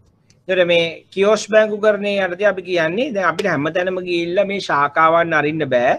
හැමතැනම ගිහිල්ලා අපිට මේ පොඩි යුනිට්ස් හදන්න බෑ. එහෙම නමුත් දැන් ගනුදෙනුකරුවන්ට අපිට පුළුවන් තරම් අවස්ථාව සලසන්න ඕනේ අපේ බැංකුවට ඇවිල්ලා අපේ සේවාවන් ලබා ගන්න. ඒතර කොහොමද මේක කරන්නේ? අපි බලනවා යම් තැන්වලට ගිහිල්ලා ඒ තැන්වල පොටෙන්ෂල් එක වැඩි නම් අපි එතන බ්‍රාන්ච් එකක් දාන්න නැතුව අපි තනිකරම ඉලෙක්ට්‍රොනිකලි වැඩ කරගන්න පුළුවන් equipments හදලා අපි ඒව ගිහිල්ලා එතන එස්ටැබ්ලිෂ් කරනවා. එතකොට බැංකු ශාඛාවන් ස්ථාපනය කරන්නට බැරි වඩා විශාල ලාභයක් ඇති නොවන තොර දිනේ වැඩ කරන වේලාවෙන් පසු බංකු අවශ්‍යතා සපුරා ගැනීමට අවශ්‍යතාවයක් තියෙන තැන් බලලා මේ කියෝස් අපිට සෙටප් කරන්න පුළුවන්. ඒතර අපි කිව්වනේ බැංකු ශාඛාවක් අරින්දි මුලින්ම ශාඛා බැංකුකරණය කිව්වා අපේ ශාඛා ඇරලා වහන්න බෑ දඩ බඩ ගන්න. right? නිසා අනිවාර්යයෙන්ම ලාභදායීද කියලා බලන්න ඕනේ. ලාභදායී නැත්නම් අපිට ඒක ඇරලා පාඩුවට ගෙනියන්න බෑ. එහෙමනම් ස්ථාපනය කරන්න බැරි නම් බැංකු ශාඛාවක් ලොකුට ලාභදායී තැනක් නෙමෙයි නම් සහ අවශ්‍යතාවය දිනේ පුරා බැංකු කටයුතු කරගන්න මිනිස්සු වෙන තැනක් නම් අපිට අන්න ඒ වගේ වෙලාවල් වලට ඔබට පුළුවන් කියොස්ක් එකක් දාන්න. උදාහරණයක් ඇරෙට ඔබට පුළුවන් ඕන නම් ගිහලා වන් ගෝල් ෆේස් එකේ කියොස්ක් එකක් හදන්න. එයාපෝට් එකේ කියොස්ක් එකක් හදන්න. එතන මේ බැංකු ශාඛාවක් නැහැ. නමුත් ගනුදෙනුකරුවන්ට පුළුවන් ගිහිල්ලා එතන තියෙන equipments භාවිතා කරලා බැංකු කටයුතු කරන්න. දැන් මේ විදිහට තියෙනවා. ඒතර ඔබ ගියා ඔබට පුළුවන් මේක ඉඳලා තමන්ගේ බැංකුවට ප්‍රවේශ වෙලා ගනුදෙනු කරන්න, මුදල් හොමාරු කරන්න, තොරතුරු බලා ගන්න, තොරතුරු කතා කරන්න ඕනේ නම් වීඩියෝ කොන්ෆරන්සින් හරහා account එකක් අරගන්න ඕන නම් ඒක මේ විදිහට ස්වයංක්‍රීය බැංකු කටයුතු සිදු කර ගැනීමට හැකි ස්ථානයක්. එතකොට මේවට තමයි අපි කියොස්ක් කියලා කියන්නේ. එතකොට මේ කියොස්ක් වල මගින් ශාඛා යන්න බැරි තැන්වල ඔටෝමේටඩ් මැෂින්ස් පාවිච්චි කරලා අපිට බැංකු සේවාවන් සපයන්න පුළුවන්. එතකොට මොකද්ද මේකේ තියෙන වාසි? අඩු පිරිවැයකින් බැංකු පහසුකම් විශාල ප්‍රදේශයක් ආවරණය ලෙස ව්‍යාප්ත කරන්න පුළුවන්. එතකොට මේකේ පිරිවැය අඩුයිනේ මැෂින්ස් ටික සෙටප් කරාම එච්චරයි මිනිස්සු අවශ්‍ය වෙන්නේ නැහැ. ඊළඟට බැංකුවට එන පිරිස හා බැංකුවල සේවකයන් වෙත යොමු වන සේවා ඉල්ලුම ඔයාලට shift කරන්න පුළුවන් machines වලට. එතකොට මිනිස්සු බැංකු ශාඛාවට එන්නේ නැතුව ළඟම තියෙන කියොස්ක් එකට ගිහිල්ලා තමන්ගේ බැංකු කටයුතු කරගන්නවා. එතකොට ශාඛාවලට එන වොලියුම් එක ප්‍රෙෂර් එක අඩුයි. ඊළඟට දිනය පුරා අවුරුද්ද පුරා මිනිස්සුන්ට ගනුදෙනු කරන්න පුළුවන්. මොකද ස්වයංක්‍රීය යන්ත්‍ර තියෙන්නේ. ඔබට පුළුවන් කියොස්ක් එකට ගිහිල්ලා බැංකු කටයුතු කරන්න බැංකුවේ බ්‍රාන්ච් එකක් හොයාගෙන යන්නේ නැතුව. ඊළඟ මොකද තියෙන අවාසි? ස්ථාපිත කරන්නයි නඩත්තු කරන්නයි අධික පිරිවැයක් වැය වෙනවා. මොකද ඔබට මැෂින්ස් ගේන්න වෙනවා. මේ මැෂින්ස් නඩත්තු කරන්න වෙනවා. ඉතින් ඒකට ටිකක් පිරිවැය වැය වෙනවා. තාක්ෂණීය මෘදුකාංග හා දෘඩාංග නිරන්තරයෙන් යාවත් කාලීන කරන්න ඕනේ. එතකොට softwares hardware ඔයා අප්ඩේට් කරන්න ඕනේ. එහෙම අප්ඩේට් කරලා මේක මේන්ටේන් කරන්න ඕනේ. ඊළඟ තමයි ආරක්ෂාව සම්බන්ධ ගැටලු. එතකොට අපි දන්නවා මෙවැනි වෙලාවක සමහරක් තැන්වල අපි දැකලා තියෙනවා මේ ටෙලිෆෝන් එක කපාගෙන යනවා. වැඩ කරනවා. එහෙම නැත්නම් කවුරු හරි ඇවිල්ලා ඔය හොර ඩිවයිසස් හයි කරලා ඒ දත්ත සොරා ගැනීම වගේ වැඩ කටයුතු කරලා පුළුවන්. ඒවට ආරක්ෂක ක්‍රමවේද බැංකුව අනුගමනය කරනවා. ඔබ දැකලා ඇති බැංකුවල ATM එකකට ඔෆ් සයිඩ් ගියත් ඔබ දැකලා ඇති පොඩි මයික් එකක් එක්ක කැමරාස් දාලා තිනවා. එතන මේවා ඔන්ලයින් මොනිටර් කරනවා. බැරි වෙලාවද ඔබ හෙල්මට් එක දාගෙන හරි මොනවා හරි කරලා මේක ඇතුළට යන්න ගියොත් එහෙම ඔබට සවුන්ඩ් එකක් එනවා. වහාම හෙල්මට් එක ගලවන්න මේ ඇහෙන්නේ කොහෙන්ද? ඔන්ලයින් මොනිටර් කරනවා. මේ ඔන්ලයින් මොනිටර් කරලා එනකොට ඔබට ඒ වගේ ඇලර්ට් එකක් දෙන්න කටයුතු කිරීමක් උත් සිදු වෙනවා. ඒ වගේම කැමරාස් මගින් සයිලන්ස් මගින් මේ වගේ දේවල් වලින් මේවායේ ආරක්ෂාව තහවුරු කිරීම සිදු කරනවා. ඒ ඇරෙට මේ සිකියුරිටි ගාඩ්ස් හැම වෙලාවෙම දාන්නේ නැහැ. ඉතින් මේ අනාදී වශයෙන් බැංකු තමන් මේවා ආරක්ෂා කරන්න විවිධ ක්‍රියාමාර්ග අරගන්න. රයිට්. ඒකත් එක්ක අපි ගමන් කරනවා ඩිජිටල් බැංකින් ඒවා ඩිජිටල් බැංකුකරණය වෙත. දැන් එතකොට මේ අපි කතා කරා මේකේ විකාශනයේනේ ශාඛා බැංකුකරණය ATM යන්ත්‍ර ඊළඟට අන්තර්ජාල බැංකුකරණය ඊළඟට මොබයිල් බැංකින් ඊළඟට කියෝස්ක් right e-wallets දැන් මේ ඔක්කොම කතා කරලා ඊළඟට අපිට යන්න තියෙන්නේ වර්තමානයේදී අපි වැඩියෙන්ම කතා බහට ලක් වෙන ඩිජිටල් බැංකුකරණය සම්බන්ධයෙන් සාකච්ඡා කරන්න. එතකොට මේ ඩිජිටල් බැංකුකරණයේදී තාක්ෂණය භාවිතා කරගනිමින් ගනුදෙනුකරුවන්ට තමත් වේගයෙන් අවම පිරිවැයකින් ආරක්ෂාකාරීව තමන්ගේ ගනුදෙනු කරගන්නට පුළුවන් සාම්ප්‍රදායික බැංකුකරණයෙන් එහාට ගිය විකල්පයක් හඳුන්වා දෙන්නට තමයි උත්සාහ කරන්නේ. එතකොට මතක තියාගන්න වර්තමානයේදී තාක්ෂණිකතා වේගයෙන් වර්ධනය වෙනවා. එතකොට බැංකු ක්ෂේත්‍රයට මේකෙන් හැංගිලා ඉන්න බෑ. ඒ නිසා බැංකු ක්ෂේත්‍රයත් මේ තාක්ෂණයත් එක්ක ඉස්සරහට ගිහිල්ලා නව තාක්ෂණය යොදා ගනිමින් බැංකු සේවාවන් සැපයීමට පටන් ගන්නවා. මේක තවත් බැංකු වලට කරන්නට ප්‍රශයක ඉන්නේ ෆින්ටෙක්ස් නිසා. ෆින්ටෙක්ස් වල තියෙනවා මේ තාක්ෂණය භාවිතා කරලා සිදු කරන බැංකු කටයුතු වලට බැංකු වලින් සිදු කරන සේවාවන් වලට සමාන සේවාවක්. ඉතින් මිනිස්සු කැමති ඒ වගේම නව ජෙනරේෂන් එක අලුත් ජෙනරේෂන් එක කැමති මේ තාක්ෂණයත් එක්ක වැඩ කරන්න සාම්ප්‍රදායික ලෙස ෆේස් ටු ෆේස් ශාඛාවන් වලට එනවට වඩා වැඩ කටයුතු කරන්න. ඒ නිසා බැංකු වලට මේක කරන්නම වෙලා තියෙනවා. ඒ අනුව ඔබට පේන්න ඇති සියලුම බැංකු පාහේ ලංකාවේ මේ ඩිජිටල් ප්ලැට්ෆෝම් වලට ගමන් කිරීම ඒ වගේම ඩිජිටල් බැංකින් යුනිට් කියලා බැංකින් යුනිට්ස් හදලා තියෙනවා. ඉතින් මම ඔබට ආරාධනා කරනවා මේ වගේ දේවල් වලට ගිහිල්ලා බලන්න සහ විවිධ බැංකු වල තියෙන මේ ඩිජිටල් බැංකින් ප්‍රොඩක්ට්ස් ගැන අධ්‍යයනයක් කරන්න කියලා. මොකද මේක තමයි අනාගතය. මේ තමයි අනාගතය. ඒතකොට පරණ ශාඛා එක්ක තියෙන අපිට මේ තියෙන බැඳීම නිසා ශාඛාවල තියෙන බිසිනස් එක මේවා අනාගතයේදී නැති වෙන්නට ඕනේ. නැති වෙලා වඩා වැඩිපුර මැෂින්ස් ඩිජිටල් බැංකින් සොලියුෂන්ස් හරහා මිනිසුන්ට ගෙවල් වල ඉඳලා තමන්ට කැමති වෙලාවට තමන්ගේ බැංකු කටයුතු කරගන්නට පහසුකම සැලසෙන්නට ඕනේ. ඒක අපිට පේනවා අධ්‍යයනයෙන් අධ්‍යයන සිදුවේගෙන යන ආකාරය. ඒ සඳහා අවශ්‍ය නෛතික පසුබිම ඊළඟට මේ රෙගියුලේටර්ස් ලාගේ අලුත් රෙගියුලේෂන්ස් මේවා ක්‍රමයෙන් දැන් පැමිණෙමින් තිබෙනවා. ඉතින් මේ හරහා අපිට පේනවා අනාගතයේදී මේ ඩිජිටල් බැංකින් කියන පැත්ත තමයි බැංකු ක්ෂේත්‍රය තුළ වඩා කතා බහට ලක් වෙමින් නැග එන ඒරියා එකක් වෙන්නේ, channel එකක් වෙන්නේ. එතකොට තාක්ෂණයේ නිරන්තර දියුණුව ගනුදෙනුකරුවන්ගේ තාක්ෂණික සාක්ෂරතාවයේ ඉහළ යාම තුළ වඩා පහසු විකල්පයක් ලෙස ඩිජිටල් තාක්ෂණය උපයෝගී කරගත් මූල්‍ය ගනුදෙනු සේවාවන් වෙත ගනුදෙනුකරුවන් ආකර්ෂණය වීම වර්තමානයේ දක්නට ලැබෙන ප්‍රවණතාවය. ඒතර මේ ප්‍රවණතාවය අද වෙනත් රටවල් වල ඉතා වේගයෙන් මිනිසුන් කන්වර්ට් වෙමින් යනවා. අපේ රට තුලත් මේ ප්‍රවණතාවය අද දක්නට ලැබෙනවා. මතක තියාගන්න ඉදිරි පරම්පරාව එන්නේ පරිගණක හා බැඳුණු පරම්පරාවක්. ඒගොල්ලෝ පොඩි කාලේ ඉඳලාම පරිගණක ස්මාර්ට්ෆෝන්ස් එක තමයි හැදෙන්නේ. ඉතින් මේගොල්ලන්ට අපිට මේ ටිකක් පරණ ජෙනරේෂන් එකට වඩා තාක්ෂණය ඉතා හුරුයි. ඒ නිසා ඔවුන් කැමති වෙන්නේ තාක්ෂණික අතින් දියුණු ප්‍රොඩක්ට්ස් හා සර්විසස් තියෙන බැංකු වලට යන්න. ඒ නිසා මේ බැංකු වලට සිද්ධ වෙනවා අනාගතයේ තව අවුරුදු 5කින් නැත්නම් අවුරුදු 2-3කින් එන අලුත් ජෙනරේෂන් එකට අනිවාර්යයෙන්ම තාක්ෂණය මත පදනම් වෙච්ච වඩා පහසු ක්‍රමවේද හඳුන්වලා දෙන්න. නැත්නම් ඔවුන් වෙනත් විකල්ප වලට යොමු වීම වළක්වන්නට බෑ. එතකොට මේකත් එක්ක කතා කරන්න ඕන දෙයක් තමයි බැංකු නොවන මූල්‍ය තාක්ෂණික හා විදුලි සංදේශ සමාගම් අපි සරලව හඳුනා ගන්නවා ෆින්ටෙක් ආයතන කියලා. මේගොල්ලෝ නව තාක්ෂණය පදනම් කරගත්ත ඩිජිටල් මූල්‍ය සේවාවන් හඳුන්වා දීලා සාම්ප්‍රදායික බැංකු වලට මේ තර්ජනයක් එල්ල කරා, අභියෝගයක් එල්ල කරා. ඒ අනුව සාම්ප්‍රදායික බැංකු වලටත් සිදු වුණා නව තාක්ෂණය උපයෝගී කරගෙන බැංකු කටයුතු ඩිජිටල් කරණය සිදු කරන්න. එතකොට අද බැංකු ශාස්ත්‍රයේ වඩාම කතා බහට ලක් වෙන වචනය ගත්තොත් එහෙම ඩිජිටල් බැංකින් ලෙස අපිට හඳුනා ගන්නට පුළුවන්.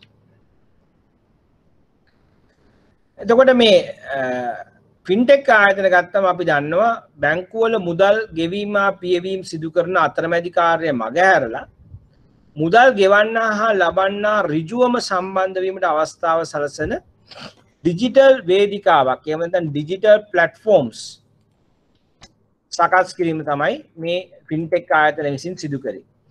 එතකොට මේ ෆින්ටෙක් ආයතන හරහා ගෙවන්නා හා ලබන්නා අතර ගනුදෙනු සිදුවන යන කාලය අඩු කරා. මොකද බැංකුවක් හරහා යන්න ඕනේ. එතකොට බැංකුවක් හරහා යනකොට ගෙවන්න ඕන ගාස්තු නැති නිසා පිරිවැය අඩු වෙනවා. ඒ වගේම ගනුදෙනුව අර බැංකුවේ තියෙන රිජිඩ් එහෙමත් නැත්නම් සාම්ප්‍රදායික ප්‍රශ්න ඇසීම් සහ ක්‍රමවේදයන්ගෙන් එළියට ගිහිල්ලා වඩා පහසුවෙන් සිදු කරන්න අවස්ථාව සලසනවා. ඒකට අපි දන්නවා මේ ෆින්ටෙක් ආයතනයේ ඇප්ලිකේෂන්ස් ගෙනාව ඔයාට පුළුවන් වෙනත් කෙනෙකුට මුදල් යවන්න අර බැංකුවේ කිසිම සම්බන්ධයක් නැතුව ඉතාමත් වේගයෙන් ෂෙයා කරන්න ෆන්ඩ්ස්. ඒකට මේ මිනිස්සු බැලුවා මේක හරි ලේසි. අපි මොකටද බැංකුව හරහා යන්නේ? අපි මේ ඇප්ලිකේෂන්ස් වලට ගිහලා කරමු. ඒ නිසා මේ බැංකුව වලටත් සිද්ධ වෙනවා මේ ක්‍රම වලට යන්න. දැන් මෙහෙම ඉතාමත් සරලව පහසුවෙන් ගෙවන්න පුළුවන් ෆන්ඩ් ට්‍රාන්ස්ෆර් කරන්න පුළුවන් ක්‍රමවේද ෆින්ටෙක් හැදුවට අපි දැක්ක දෙයක් තමයි මේ ෆින්ටෙක්ස් වල තියෙන ඇප්ලිකේෂන්ස් වලට මිනිස්සු වැඩි යොමු වෙන්න පටන් ගත්තේ නැහැ. මිනිස්සු බැංකු තමයි මුදල් ගනුදෙනු වලදී වැඩිපුර ට්‍රස්ට් කරන්නේ. අන්න ඒ නිසා මේගොල්ලෝ මේ කොච්චර පහසු ලස්සන ඇප්ලිකේෂන්ස් හදලා මිනිසුන්ට දුන්නත් මිනිස්සු සාම්ප්‍රදායික බැංකු හරහා තමයි ගනුදෙනු කරන්න පටන් ගත්තේ. ඒකට බැංකු කෙරෙහි තියෙන මහජන විශ්වාසය වැඩිවීම තුළ තවමත් වැඩි පිරිසක් බැංකු හරහා ගනුදෙනු කිරීමට පෙළඹිලා තියෙනවා. නමුත් මතක තියාගන්න තාක්ෂණයේ දියුණුව ඇති වෙලා තාක්ෂණය කෙරෙහි මිනිස්සු විශ්වාසය තබන්න පටන් ගත්තම ගනුදෙනුකරුවෝ නිකම්ම මේ බැංකු වලින් ඈත් වෙලා මේ ෆින්ටෙක් හදපු ඇප්ලිකේෂන්ස් වලට මාරු වෙන එක අපිට නවත්තන්න වෙන්නේ නැහැ. මේ ෆින්ටෙක්ස් වල තිබ්බ තවත් ප්‍රශ්නයක් තමයි මේගොල්ලන්ට රෙගියුලටරි ඇප්‍රූවල්ස් නැතිවීම. මේ ඇතම් ඒවා ආවට මේගොල්ලන්ට මේ කිසිම මේ බලධාරීගේ අනුමැතියක් පාලනයක් එහෙම දේවල් වැඩි තිබ්බේ නැහැ. ඒකත් මේකට බාධාවක් වුණා මිනිස්සු මේක පිළිගන්න. ඒ නිසා අනාගතයේදී රෙගියුලේටර්ගේ ආශිර්වාදයත් එක්ක මේ ෆින්ටෙක්ස් ගෙනාවොත් එහෙම යම් යම් යෙදවුම් ඇප්ලිකේෂන්ස් පහසුවෙන් ගනුදෙනු කරන්න මිනිසුන්ට මුදල් ගනුදෙනු කරන්න ඔන්න එදාට බැංකු වලට ලොකු තර්ජනයක් එල්ලවීම වළක්වන්නට බෑ. එතකොට මේ මොකද්ද මේ ෆින්ටෙක්ස් ආයතන? මේ ෆින්ටෙක් ආයතන කියන එක අපිට හඳුන්වන්න පුළුවන් නව තාක්ෂණය යොදා ගනිමින් ගනුදෙනුකරුවන්ගේ මූල්‍ය අවශ්‍යතා පහසුවෙන් අඩු කාලයකින් අඩු පිරිවැයකින් සහ අතරමැදියන්ගේ බලපෑමකින් තොරව සිදු කිරීමට පහසුකම් සලසන ආයතන. එතකොට මේවා බැංකු නෙමෙයි. මේවා ඇවිල්ලා විශේෂයෙන්ම IT පැත්තෙන් ඉහළට ගිය කම්පැනි. එතකොට ටෙක්නොලොජි තමයි මේගොල්ලන්ගේ කෝ සබ්ජෙක්ට් එක. ටෙක්නොලොජි තමයි මේගොල්ලන්ගේ තියෙන ප්‍රධාන මේ සාධකය. එතකොට මේ ටෙක්නොලොජි එක භාවිතා කරලා මේගොල්ලෝ බැංකු වලින් සපයන සේවාවන් සපයන්න යෙදවුම් හදනවා. ඇප්ලිකේෂන්ස් හදනවා. උදාහරණයකට පේමන්ට් සිදු කිරීම, ෆන්ඩ් ට්‍රාන්ස්ෆර් සිදු කිරීම, රෙමිටන්සස්. මේ වගේ විශේෂයෙන් මේගොල්ලෝ යොමු වෙන්නේ සේවාවලට. මේගොල්ලෝ මේ ලෙන්ඩින් මේ පැත්තට යොමු වෙනවට අඩුයි. වැඩිපුරම යන්නේ මුදල් ගනුදෙනු සේවා කියන පැත්තට. ඉතින් මේවා මේගොල්ලෝ මේ ටෙක්නොලොජි එක භාවිතා කරලා වඩා ලස්සනට පහසුවෙන් කරන්න අවස්ථාව සලසනවා. ඉතින් බැංකු මේක දැක්කා තමන්ගේ විශේෂයෙන්ම ෆී බේස් ඉන්කම් වලට ලොකු ප්‍රහාරයක් ඇති කරන ලොකු තර්ජනයක් ඇති කරන තරගකාරී ආයතනයක් හැටියට. ඉතින් මේ නිසා බැංකුත් මොකද කරේ? තමන්ගේ ඩිජිටල් ඇප්ලිකේෂන්ස් දියුණු කරගෙන මේ ෆින්ටෙක් ආයතන වලට තරගයක් දීමට කටයුතු කරා. එතකොට මේක කියනවා වගේ ෆින්ටෙක් ආයතන මතක තියාගන්න විශේෂයෙන්ම මුදල් ගනුදෙනු සේවාවන් සැපයීම කියන ව්‍යාපාරික කාර්යයට තමයි අවධානය යොමු කරන්නේ. නමුත් අරමුදල් මත පදනම් වූ තැන්පතු බාර ගැනීම සහ ණය දීම වැනි අවදානම්කාරී අංශ වෙත මේ ෆින්ටෙක් ආයතන වැඩි යොමු වෙන්නේ නැහැ.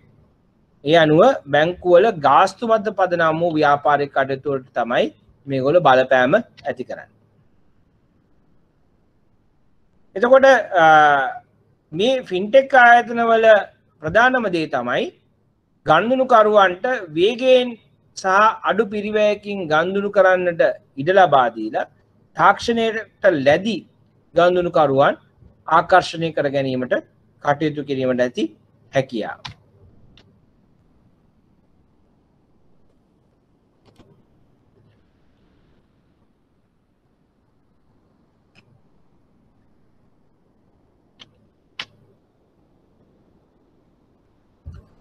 දැන් මේ ෆින්ටෙක් ආයතන ඇවිල්ලා ඩිජිටල් ගනුදෙනු සිදු වෙනකොට මේකෙදි යම් යම් අභියෝග වලට මුහුණ දෙන්නට වෙනවා සාම්ප්‍රදායික බැංකු වලට සහ ෆින්ටෙක් ආයතන වලට. ඒතර ප්‍රධානතම අභියෝග තමයි කොහොමද මේ තාක්ෂණය මත පදනම් වෙලා ඉතාමත් පහසුවෙන් මිනිසුන්ට මේක දෙන අතරතුර මුදල් විශුද්ධිකරණය ත්‍රස්තවාදයට මුදා සැපීම වගේ අවදානම් පාලනය කරගන්නේ කියන එක. එතකොට මේ සඳහා වෙනමම නීති රීති සහ රෙගුලාසි ගෙනීමේ අවශ්‍යතාවයක් මතුවෙනවා මේ ඩිජිටල් ප්ලැට්ෆෝම්ස් දියුණු වෙලා එනකොට. ඒ වගේම තාක්ෂණයේ පදනම් කරගත්ත මූල්‍ය සේවාවන් ප්‍රචලිත කරන්නට අභියෝගයක් තමයි මහජන විශ්වාසය ඒ සඳහා ලබා ගැනීම. එතකොට බැංකු කියන එකට කොහොමත් මිනිස්සු ලොකු විශ්වාසයක් ලබලා තියෙනවා. ඒ විශ්වාසය නිසා මිනිස්සු කොහොමත් බැංකු වලට ඇවිල්ලා ගනුදෙනු කරනවා. නමුත් ෆින්ටෙක් ආයතන ගිහිල්ලා ඇප්ලිකේෂන්ස් දාපු පළියට බැංකු ඒ ආයතන වල ඇප්ලිකේෂන්ස් බාර ගන්න සූදානම් නැහැ මහ ජනතාව බැංකුවකට යනවා වගේ. මොකද දැන් ඒවට යන්න ඕන් බයයි. දැන් මේවා විශ්වාසද මේවා හරහා ගිහිල්ලා අපේ මුදල් ටික නැති වෙයිද? අපි කාට හරි ගෙවුවොත් ඒ මුදල් හරියට ඒ පුද්ගලයාට යයිද? මගදී මේවා හොරකමක් වෙයිද? අවභාවිතා වෙයිද? වංචාවක් වෙයිද? මේ ආකාරයට මේ ෆින්ටෙක් ආයතන වලට මහජන විශ්වාසය දිනා ගැනීමට අපහසුයක් තිබෙනවා. ඒ නිසා ඔවුන්ට ඒ විශ්වාසය දිනා ගැනීමට යම්කිසි රෙගියුලේටරි බැකින් එකක් අවශ්‍ය වෙනවා. එතකොට මේ සඳහා ඔවුන්ට අවශ්‍ය වෙනවා යම්කිසි වෙලාවක අපිට කියන්න පුළුවන් නම් මහා බැංකුව පිළිගත් අන්න ඒ වගේ වචනයක් දාන්න පුළුවන් නම් ඔවුන්ට ලොකු වාසියක් වෙනවා. ඒ නිසා ෆින්ටෙක් ආයතන වලට තියෙන ප්‍රධානතම අවස්ථාවක් තමයි මේ යම්කිසි විශ්වාසයක් මහ ජනතාව තුළ ගොඩනගා ගැනීමට තියෙන අපහසුව ඒ සඳහා රෙගියුලේටර්ගේ සහාය ලබා ගැනීමට තියෙන අවශ්‍යතාවය. ඒතකොට බැංකු වලට තියෙන වාසිය තමයි ඔවුන්ට ඒක නැති එක සහ බැංකු වලට මිනිස්සු වැඩි විශ්වාසයක් දැක්වීම මුදල් ගනුදෙනු කරද්දී ෆින්ටෙක් ආයතන වල ඇප්ලිකේෂන්ස් ගන්නවට වඩා. රයිට්. දැන් ඒ අවබෝධයත් එක්ක අපි යමු කතා කරන්න මූල්‍ය ශාස්ත්‍රයට බලපාන නැගී එන තාක්ෂණ ක්‍රම පිළිබඳව. අපි දන්නවා 2020 වර්ෂය ශ්‍රී ලංකා මහා බැංකුව විසින් හඳුනාගත්තා ඩිජිටල් ගනුදෙනු සඳහා වර්ෂය ලෙස. ඇත්තටම මේ 2020 ඩිජිටල් ගනුදෙනු සෑහෙන්න වර්ධනය වුණා. මේ කෙසේ වන්නේ වී නමුත් කොවිඩ් එකට හේතුවක් වශයෙන් නේ. ඒක COVID-19 නිසා බොහෝ දෙනෙක් ගෙවල් වලට හිර වුණා. ඒ ගෙවල් වලට හිර වුණාම හුඟක් දෙනා එතෙක් කාලයක් ඩිජිටල් ගනුදෙනු වලට යොමු නොවුණු හුඟක් දෙනා මේ ඩිජිටල් ගනුදෙනු වලට යොමු වුණා. ඉතින් මේ අරමුණ යම් ක්‍රමයකින් වෙනත් පැත්තකිනුත් සාර්ථක වෙන්නට අවස්ථාවක් ලැබුණා. ඉතින් මහ බැංකුවේ ප්‍රධාන පරමාර්ථය වුණේ මේ 2020 වර්ෂයේදී ඩිජිටල් ගනුදෙනු වඩා ප්‍රචලිත කරලා ඒ හරහා ගනුදෙනුකරුවන්ට වඩා සරලව සුරක්ෂිතව සහ ක්ෂණිකව ගනුදෙනු කර ගැනීමට අවස්ථාව සලසා දීම. එතකොට මේ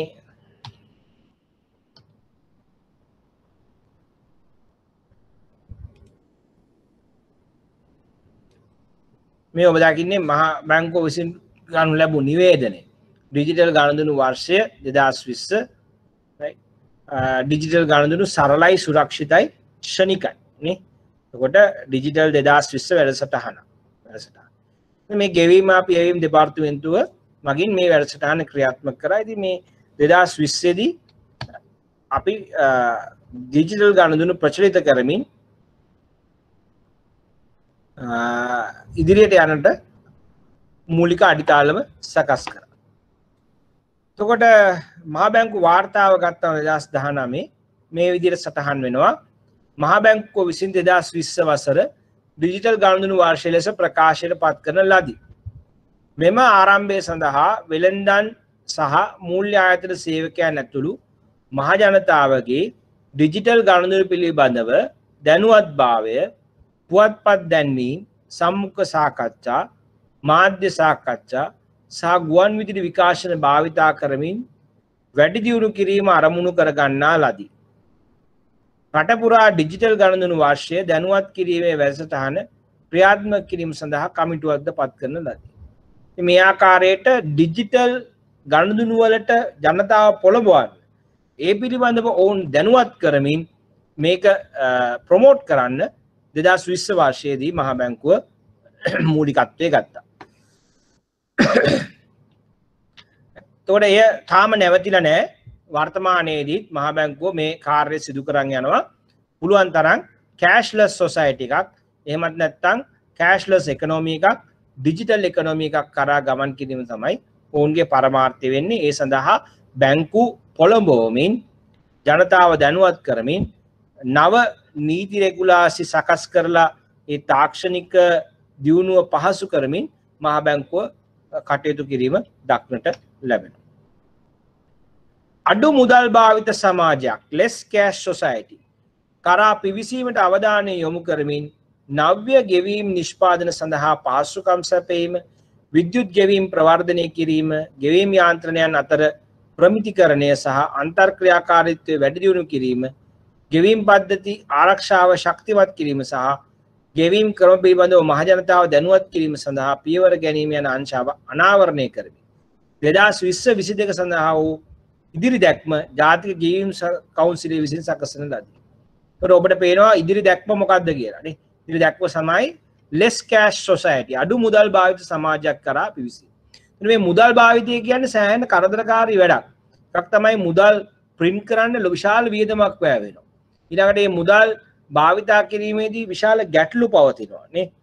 එතකොට ඒ වගේම මේ මුදල් කියන එක දැන් මේ හයිජෙනිකලි හොඳ දෙයක් නෙමෙයි. මුදල් කියන්නේ විෂ බීජ ගොඩක්, රයිට්? හයිජෙනිකලි හොඳ දෙයක් නෙමෙයි. ඉතින් මේ මුදල් වලින් තොර සමාජයක් අපිට හදන්න පුළුවන්. ඒක වඩා කාර්යක්ෂම කරනවා ගනුදෙනු. වේගවත් කරනවා, මිනිසුන්ට පහසුයි, ශනිකයි, සරලයි, වේගවත්. රයිට්? ඒ තුළ මේ ගනුදෙනු වල කාර්යක්ෂමතාවය ඉහළ නංවන්න පුළුවන්. ඒ නිසා මේ මහා බැංකුවේ ඉදිරි දැක්ම තමයි අඩු මුදල් භාවිත සමාජයක් less cash society එකට ගමන් කිරීම. ඒක කරන්නේ කොහොමද? digital payment platforms, එහෙම නැත්නම් electronic payments ප්‍රවර්ධනය කිරීම හරහා. දැන් මේ එකටම හරියන්න ඔවුන් විසින් පබ්ලිෂ් කරපු මේ බ්‍රෝචර් එකක් තමයි මේ ඔබ දකින්නේ. මේක හරි ලස්සන ටැග්ලයින් එකක් එක පබ්ලිෂ් කරනවා, කෑෂ් වදේ කියලා. කෑෂ් වදේ. මේකට කියනවා වද ගොඩකට මුල් වන කෑෂ් වදෙන් ඔබත් නිදහස් වෙන්න. ඩිජිටල් ගනුදෙනු එක්ක අදම එකතු වෙලා ඔබේ ජීවන රටාව පහසු කරගන්න. මෙන්න මේ පේපර් ඇඩ්වර්ටයිස්මන්ට් එක ඔබ දකින්න ඇති හැමතැනම ගියා. ශ්‍රී ලංකා මහා බැංකුව විසින් පබ්ලිෂ් කරා. ඒතකොට මේකෙදි ඔවුන් හඳුනා ගන්නවා මේ කෑෂ් භාවිතය නිසා තියෙන වද, එහෙම නැත්නම් කරදර ප්‍රධාන වශයෙන්ම පළවෙනි එක ගෙවන වාදී නේ. ඒතකොට පර්ස් එකේ මාරු සල්ලි හොයන්න ඔබ සෑහෙන කාලයක් ගත කරනවා, වෙහසක් දරනවා. නිසා ඔබට එතරම් ගෙවන්න ගියාම ගැටලු මතුවෙනවා. දෙවෙනි එක පෝලිම් වදේ නේ. එතකොට ඔබ මේ පෝලිම් වල ඉඳලා රස්තිය අඩු වෙලා තමයි ඔබට බිල්පත් ගෙවන්නට වෙන්නේ. ඔබගේ අනිකුත් ගෙවීම් කටයුතු කරන්න ඉන්න වෙන්නේ. නමුත් ඩිජිටල් ක්‍රම මගින් ඔබට ගෙදර ඉඳන්ම පහසුවෙන් ගෙවන්න පුළුවන්. ඊළඟ එක තමයි හොරකම් වදේ නේ. ඒතකොට දැන් ෆිසිකල් කෑෂ් කාසියා නෝට්ටු තියාගෙන ඉන්නකොට කවුරු හරි මේ මගේ කෑෂ් හොරකම් කරයි කියලා ඔබ හැම වෙලාවෙම බියෙන් ඉන්නේ. ඔබ ඒ සඳහා විවිධ මුදල් වෙහෙස දරමින්, මුදල් වැය කරමින් ආරක්ෂක ක්‍රම හොයනවා. නේ එලාම් දාන්න හදනවා, සේෆ් ගන්න හදනවා, රයිට්? CCTV අයි කරනවා. මේ වගේ ඔබට සෑහෙන ලොකු ප්‍රශ්න ගොඩකට මුහුණ දෙලා ඔබ ආරක්ෂා කරන්න හදනවා. මේ කාසියා නෝට්ටු තියන් ඉන්නකොට ඒක ඉතාමත් වදයක්. නමුත් ඉලෙක්ට්‍රොනික ක්‍රම වලට ගියාම මේ ලේසියෙන් හොරෙකුට හොරකම් කරන්න බෑ එහෙම ඇවිල්ලා ඔබට ඒ සඳහා ට්‍රැක් එකක් තියෙනවා ඇලර්ට්ස් ගන්න පුළුවන් SMS ඇලර්ට්ස් මේ හරහා ඔබගේ ආරක්ෂාව වැඩි. හතරවෙනි එක තමයි සටහන් වදේ. ඒ තමයි සල්ලි වියදම් වෙන විදිහ ඔබ මතක තියාගෙන ඉන්නේ නැහැ. දැන් ඔබෙන් ඇහුවොත් එහෙම ඔබගේ සල්ලි සැලරි එක කොහොමද වියදම් කරේ? ඔබට එකපාරට කියාගන්න බෑ කෑෂ් වලින් කොහෙට ගෙවුවද කියලා.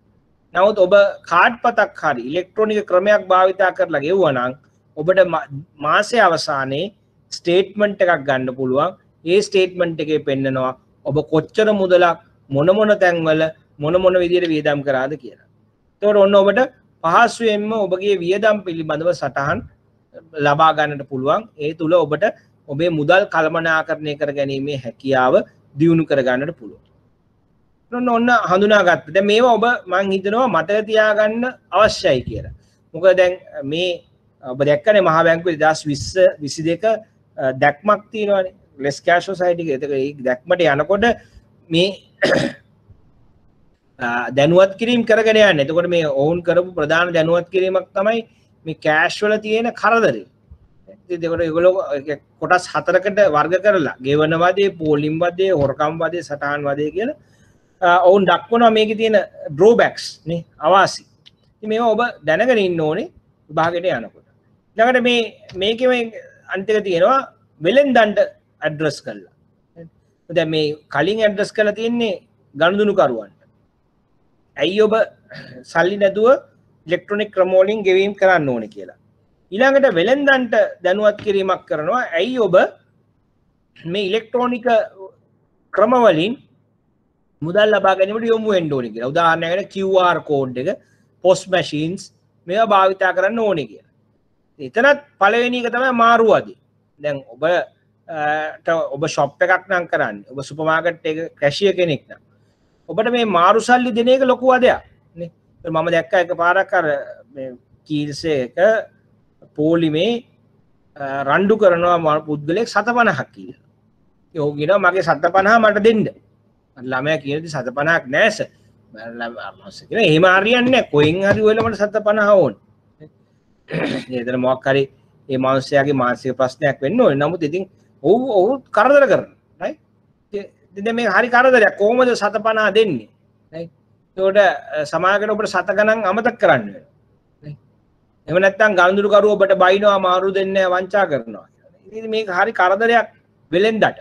මේ වෙලෙන්දට ඊට වඩා ලේසි QR කෝඩ් භාවිතා කරලා හරි POS machine එක ක්‍රෙඩිට් කාඩ් එකක් හරි භාවිතා කරලා ගනුදෙනු කරුවට ගෙවන්න ඊට දෙන එක.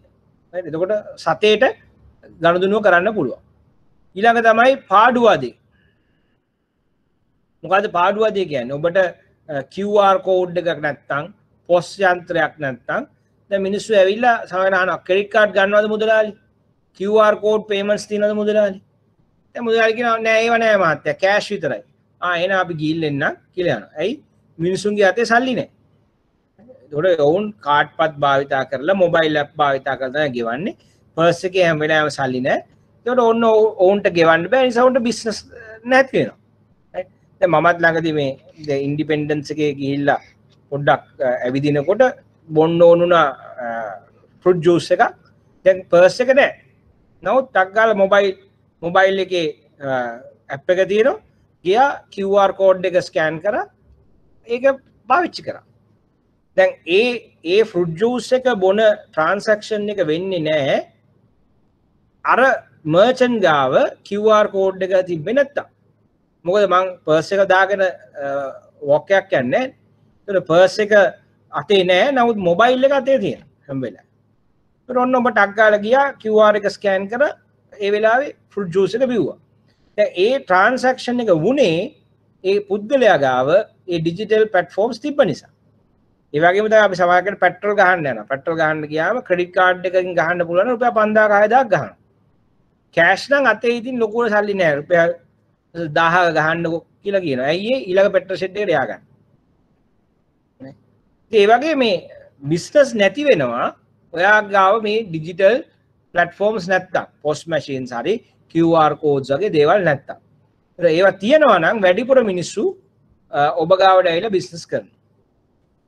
තුන්වෙනි එක තමයි බිස්නස් කරන අයට තියෙන ප්‍රශ්නේ රකින්නවාද.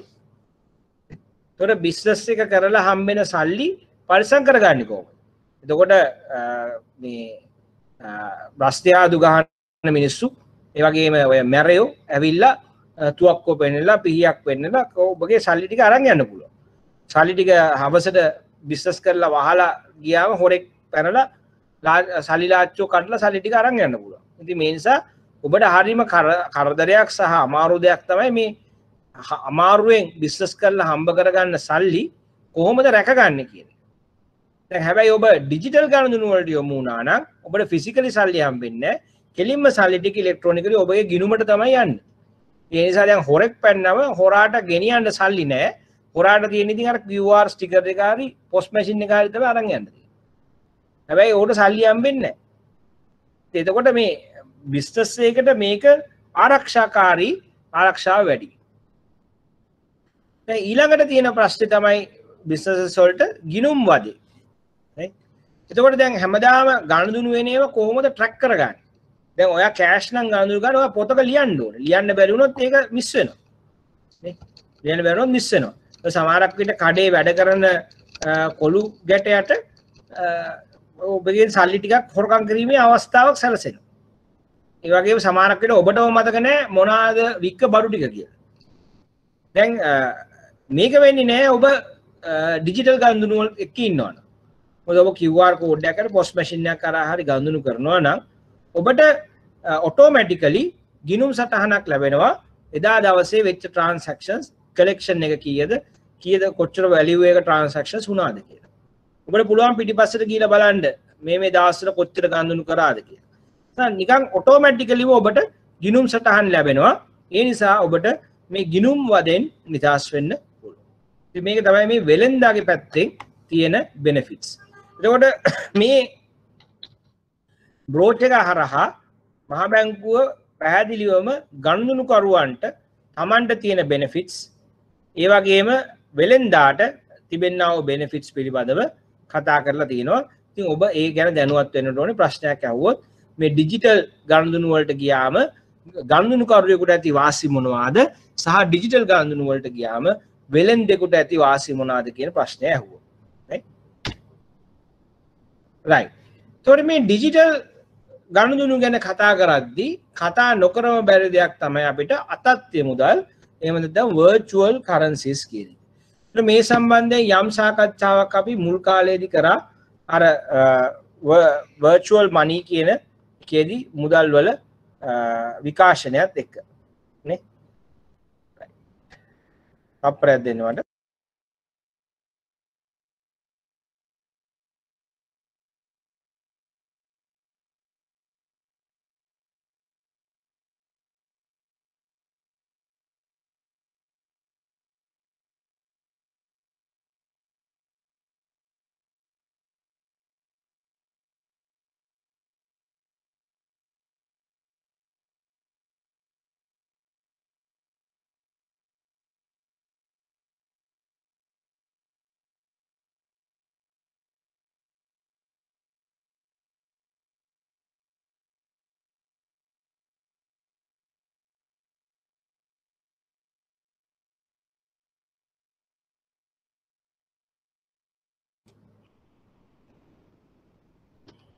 right.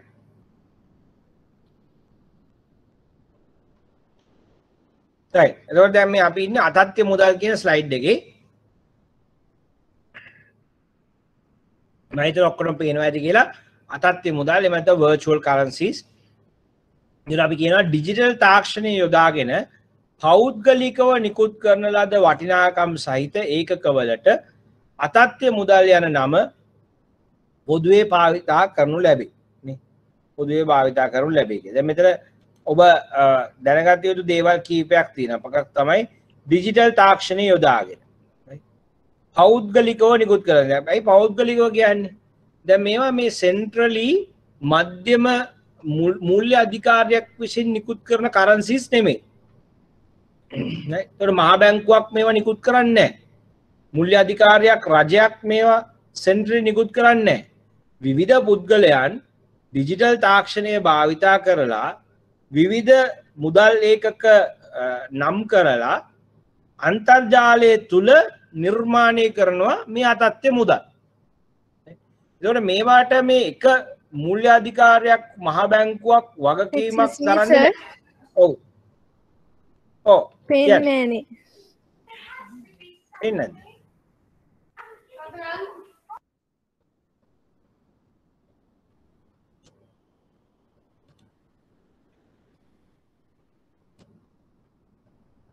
දැන් පේනවද?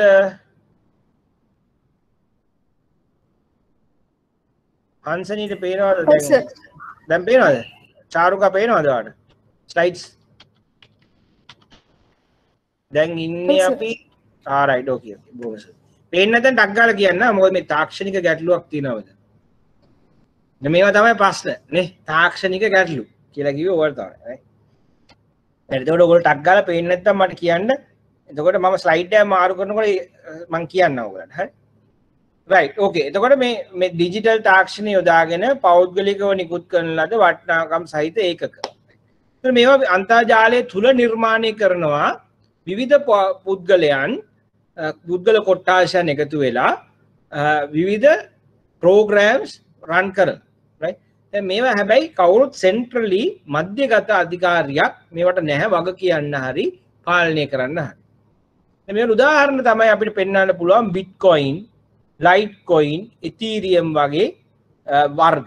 දැන් මේ වගේ විශාල වර්ග ප්‍රමාණයක් විවිධ නම් වලින් අතත්්‍ය මුදල් ඒකක අන්තර්ජාලය තුල දක්නට ලැබෙනවා.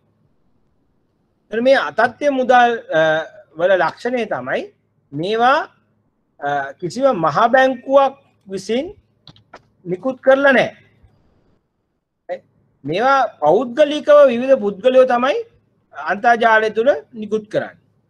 දැන් ඔබ අහන එතකොට එහෙනම් කොහොමද මේවා කැෂ් වෙන්නේ? මේකේ වැඩේ තියෙන්නේ යම් කිසි පුද්ගල කොට්ටාශයක් මේක නිකුත් කරනවා අන්තර්ජාලය තුල යම් කිසි පුද්ගල කොට්ටාශයක් මේවා භාවිතා කරන්න එකග වෙනවා. එතකොට ඒ එකග වෙච්ච සීමිත පිරිසට පුළුවන් ගනුදෙනු කරන්නේ මුදල් ඒකකේ භාවිතා කරන. උදාහරණයක් ඇරෙන්න බිට්කොයින් කියන එක දැන් බිට්කොයින් කවුද නිකුත් කරන්නේ කියලා කවුරුත් දන්නේ නැහැනේ. ඒක ප්‍රෝග්‍රෑම් එකක්. ඒක අන්තර්ජාලයේ නිර්මාණය වෙනවා. ඒතර ඔබ අහන කවුද බිට්කොයින් නිකුත් කරන්නේ මොන බැංකුවද? දන්නේ නැහැ. කවුද මේකේ නිර්මාතෘවරයා? නිර්මාතෘවරයා ඔබ දන්නේත් නැහැ. ඔබ කියනවා සතෝෂි නකමොටෝ කියලා පුද්ගලයාගේ නමක් කියනවා. ඒතර මේ පුද්ගලයා ඇත්තටම ඉන්න පුද්ගලයෙක්ද? මේක ඇවිල්ලා අනවර්ථ නාමයක්ද? මේ කවුරුත් මේක දන්නේ නැහැ. මේ පුද්ගලයා ඉන්නේ කොහෙද කවුරුත් දන්නේ නැහැ. එතකොට මේක ඇවිල්ලා කිසිම තැනක් මූලාරම්භයක් නැහැ. මේ අන්තර්ජාලය තුළ නිර්මාණය වෙනවා. දැන් මේ බිට්කොයින් නිර්මාණය වුණා මේවා පිළිගන්න පිරිසක් ඉන්නවා භාවිතයට. ඒවට බඩු දෙන්න කැමති, ඒවට සේවාවන් සපයන්න කැමති, භාණ්ඩ දෙන්න කැමති තව පිරිසක් ඉන්නවා. ඉතින් මේගොල්ලෝ අතර ගනුදෙනු සිද්ධ වෙනවා. ඒකට බිට්කොයින් පොදුවේ පිළිගන්නා වූ සීමිත පිරිසක් ඒක භාවිතා කරලා භාණ්ඩා සේවා හුවමාරු කර ගනිමින් ගනුදෙනු කරනවා. ඒ තුල ඒක මුදල් එකකක් බවට පත් වෙනවා. හුවමාරු මාධ්‍යයක් බවට පත් වෙනවා. නමුත් මේ බිට්කොයින්නේ තව කට්ටියක් හදනවා ඉතීරියම් කියලා. තව කට්ටියක් හදනවා ලයිට්කොයින්. මේ විදිහට පෞද්ගලිකව විවිධ පුද්ගලයෝ මේකේ programs හදලා විවිධ අතත්්‍ය මුදල් වර්ග නිර්මාණය කරනවා. නමුත් මේක legal tender එකක් හැටියට භාවිත කරන්න බෑ. දැන් අපේ රටේ legal tender ශ්‍රී ලංකන් රුපීස්. මේ වගේ මේක legal tender එකක් නෑ. නෛතික tender එකක් ලෙස කටයුතු කරන්නේ නෑ. නමුත් ඒවා පිළිගත්ත සීමිත පිරිසක් අතර පෞද්ගලිකව භාවිත වෙනවා.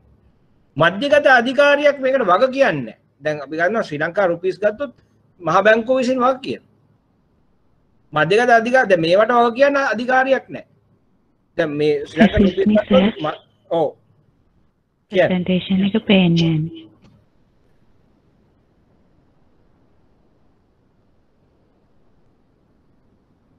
ඥානෙක ඉන්න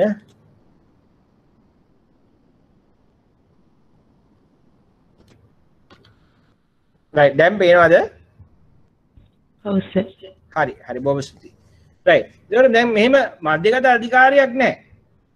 එතකොට දැන් රුපියල් ගත්තොත් ශ්‍රී ලංකා රුපියල් ගත්තොත් මහා බැංකුව මේක නිකුත් කරනවා සෙන්ට්‍රලි මධ්‍යගතව මේක පාලනය කරනවා මේකේ අගය ස්ථාවරව තබා ගැනීමට කටයුතු කරනවා මේකට වග කියනවා. නමුත් ඔබ ගත්තොත් එහෙම අතත්ය මුදල් එහෙම නිකුත් කරන සෙන්ට්‍රල් අධිකාරියක් නැහැ.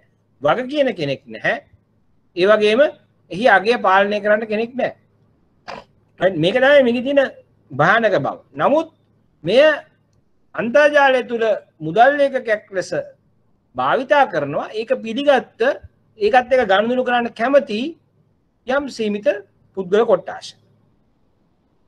right ඔක තමයි මේකේ කතාව තියෙන්නේ. right එතකොට අප්‍රකාශිත විද්‍යුත් මුදල් වැනි අතත්‍ය මුදල් ගනුදෙනු බලාත්මක කිරීම සඳහා පුද්ගලයන් ඍජුව සම්බන්ධ වී විමධ්‍යගත ලෙස සේවා ලබාගත සැපිය හැකි වන අයුරින් ඩිජිටල් ජාල භාවිතා කරයි. මෙම මුදල් ඒවා භාවිතය සඳහා පිළිගන්නා වූ සීමිත පිරිසක් අතර ගනුදෙනු සඳහා භාවිතා වේ.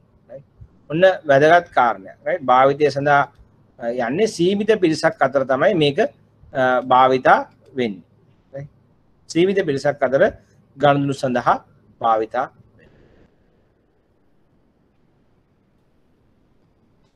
මම ස්ලයිඩ් එක මාරු කරා.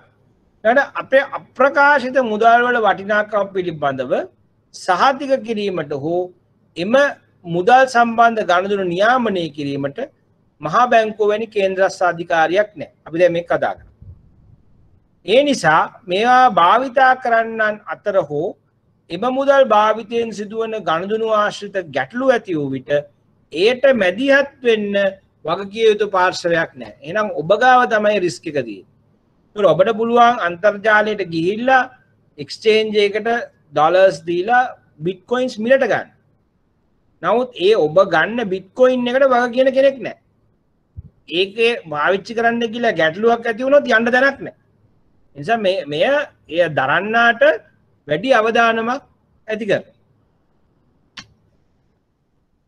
ඊළඟට කාරණේ තමයි අතත්‍ය මුදල් වල වටිනාකම සමපේක්ෂණය මත තීරණය වෙන අතර ඒ සඳහා පාදක වූ වත්කම් හෝ ඒ සඳහා බලපාන නියාමන රාමුවක් නොමැත. එබැවින් ඒ වටිනාකම විශාල වශයෙන් උච්චාවචනය වීමේ අවධානමක් තියෙනවා. දැන් මේ අපි දන්න ශ්‍රී ලංකා රුපියල් ගත්තොත් කොහොමද නිකුත් කරන්නේ? ශුද්ධ දේශීය වත්කම්, ශුද්ධ විදේශීය වත්කම් පදනම් කරගෙන තමයි රුපියල් නිකුතුව සිදු වෙන්නේ. right එතකොට ඊළඟට මේ නිකුත් කරන මුදල් හා සම්බන්ධ නීති රීති නියාමන රාමුවක් පවතිනවා. දැන් බිට්කොයින් ගත්තොත් එහෙම නැත්නම් අතත්‍ය මුදල් ගත්තොත් එහෙම මේ කිසිම වත්කමක් මත පදනම් වෙලා නිකුත් වෙන්නේ නැහැ. නියාමන රාමුවක් දක්වලා ලැබෙන්නේ නැහැ. right එතකොට ඊළඟට දේ තමයි මේ මුදල් වල අගය ඉහළයයි පහළයයි කියලා සමපේක්ෂණය කරන මිනිස්සු මේ බිට්කොයින් වල අගය ඉහළ දැමීම පහළ දැමීම සිදු කරනවා. සමහර කල අපිට කියන්න පුළුවන් බිට්කොයින් එකක් ඩොලර් දැන් 10000ක් වටිනවා. දැන් ටික දවසකින් කියන ඩොලර් 20000ක් වටිනවා කියලා බිට්කොයින්. ඊට පස්සේ එක පාරට ඔක කඩන් වැටලා ගියා බලලා ඩොලර් 5000යි දැන් වටින්නේ කියලා. දැන් ඔබ අහුව කොහොමද මේ වෙනස් වෙන්නේ? වෙනස් වෙන්නේ සමපේක්ෂණය මත. අනාගතයේදී මිල ඉහළයයි කියලා හිතුනොත් ඔන්න ඉල්ලුම වැඩි වෙනවා, මිල වැඩි වෙනවා. අනාගතයේදී මිල පහළයයි කියලා හිතුනොත් ඉල්ලුම අඩු වෙනවා, මිල අඩු වෙනවා. ඒ අනුව ඔබේ අතේ තියෙන බිට්කොයින් එකේ වටිනාකම ඉහළ යාම පහළ යාම සිදු වෙනවා මේ සමපේක්ෂණය තුළ. ඔබට ඒක පාලනය කරගන්න බෑ. ඒ නිසා ඔබ ඇතැම් විට ලාභ ලබනවා, ඇතැම් විට දැඩි පාඩු ලබන්න පුළුවන්. මේකේ තියෙන ප්‍රධාන අවධානම.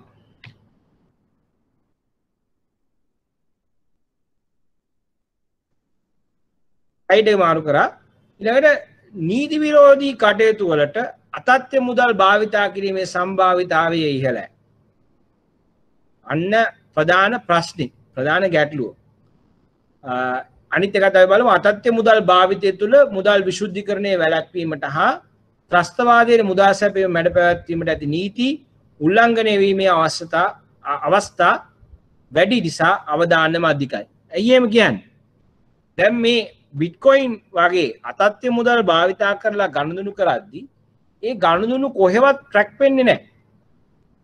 අන්තර්ජාලය ඇතුලේ මම බිට්කොයින් වලින් ගෙවන්න ලෑස්ති. ඔයා බිට්කොයින් වලට මට ආයුධයක් දෙන්න ලෑස්ති. ඉතින් මම බිට්කොයින් වලින් ගෙවනවා.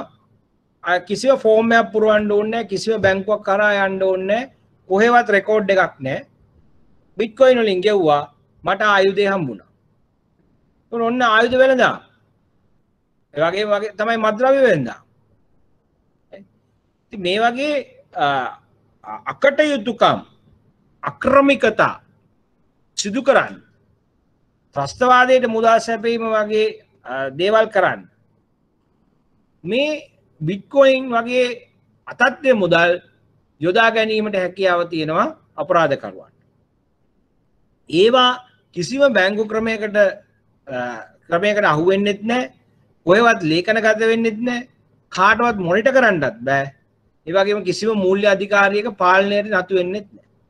ඒ නිසා මේවා භාවිතය නීති විරෝධී කටයුතු සිදුවීමට වඩා වැඩි අවස්ථාවක් සලසන දෙයක් බවට අපිට හඳුනා ගන්න පුළුවන්. ඒ නිසා ඒ තුල අපිට තර්ජනයක් තියෙනවා. මූල්‍ය ශේෂ්ත්‍රයේ තර්ජනයක් තියෙනවා. ඒ වගේම රටවල් වලට තර්ජනයක් ඇති වෙනවා.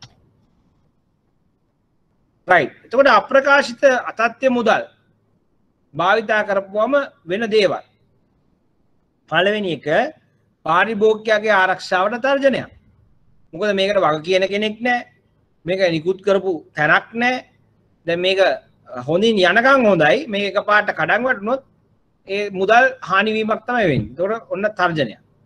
දෙක රටේ ආර්ථිකයට හා මූල්‍ය තත්ත්වයට තර්ජනයක්. ඇයි මේකේ දැන් වෙන ගනුදෙනු අපිට හඳුනා ගන්න බෑ. මේකේ හරහා එන ගැටලු අපිට විසඳ ගන්න බෑ. හරි? මොකද මේකට වග කියන කෙනෙක් නැහැ. ඊළඟට රටේ නීති පද්ධතියෙන් වළක්වලා නීති රෙගුලාසි වලින් වළක්වන ලද මේ දේවල් මේ බිට්කොයින් භාවිතා කරලා එහෙම නැත්නම් අතත්ත්ව මුදල් භාවිතා කරලා කරන්නට පුළුවන්කම ලැබෙනවා. ඒ තුල නීති උල්ලංඝනය වීමට පහසුකම් ලැබෙනවා. ඊළඟට මේකෙන් ඇතිවන බලපෑම, මේකෙන් සිදුවන ගනුදෙනු මූල්‍ය අධිකාරියේ පාලනයට නතු කර ගැනීමට අපහසුයි. ඒතර මූල්‍ය අධිකාරියට කිසිම කන්ට්‍රෝල් එකක් නැහැ. එහෙම කන්ට්‍රෝල් එකක් නැති නිසා ඔන්න මේ හරහා ගැටලු ඇති වෙන්න පුළුවන් ආර්ථිකය. ඊළඟ තමයි මුදල් විශුද්ධිකරණය, මනි ලොන්ඩරින්, ත්‍රස්තවාදයට මුදල් සැපීම වගේ නීති විරෝධී කටයුතු මේ අතත්ත්ව මුදල් භාවිතා කරලා කරොත් ඔබට ඒවා හඳුනා ගැනීමේ හැකියාව නැති වෙලා යනවා. දැන් ලංකාවේ තත්ත්වය ගත්තොත් ශ්‍රී ලංකා මහ බැංකුව කිසිම පුද්ගලයෙකුට හෝ කිසිම ආයතනයකට මෙහෙම ප්‍රෝග්‍රෑම් හදලා අන්තර්ජාලය තුල මේ අතත්ත්ව මුදල් නිර්මාණය කරන්න අවසර ලබා දීලා නැහැ. කිසිදු ආයතනයකට මූලික කාර්ය අර්පණයක් සඳහා ශ්‍රී ලංකා මහ බැංකුව බලය දී නැත. ඒ නිසා ලංකාව තුල මූල්‍ය අධිකාරියේ කිසිම බලයක් ලැබිලා නැහැ කාටවත් මේ අන්තර්ජාලය තුල මෙවැනි කාසි මෙවැනි අතත්ත්ව මුදල් නිර්මාණය කරලා භාවිතය සඳහා යොදවන්න.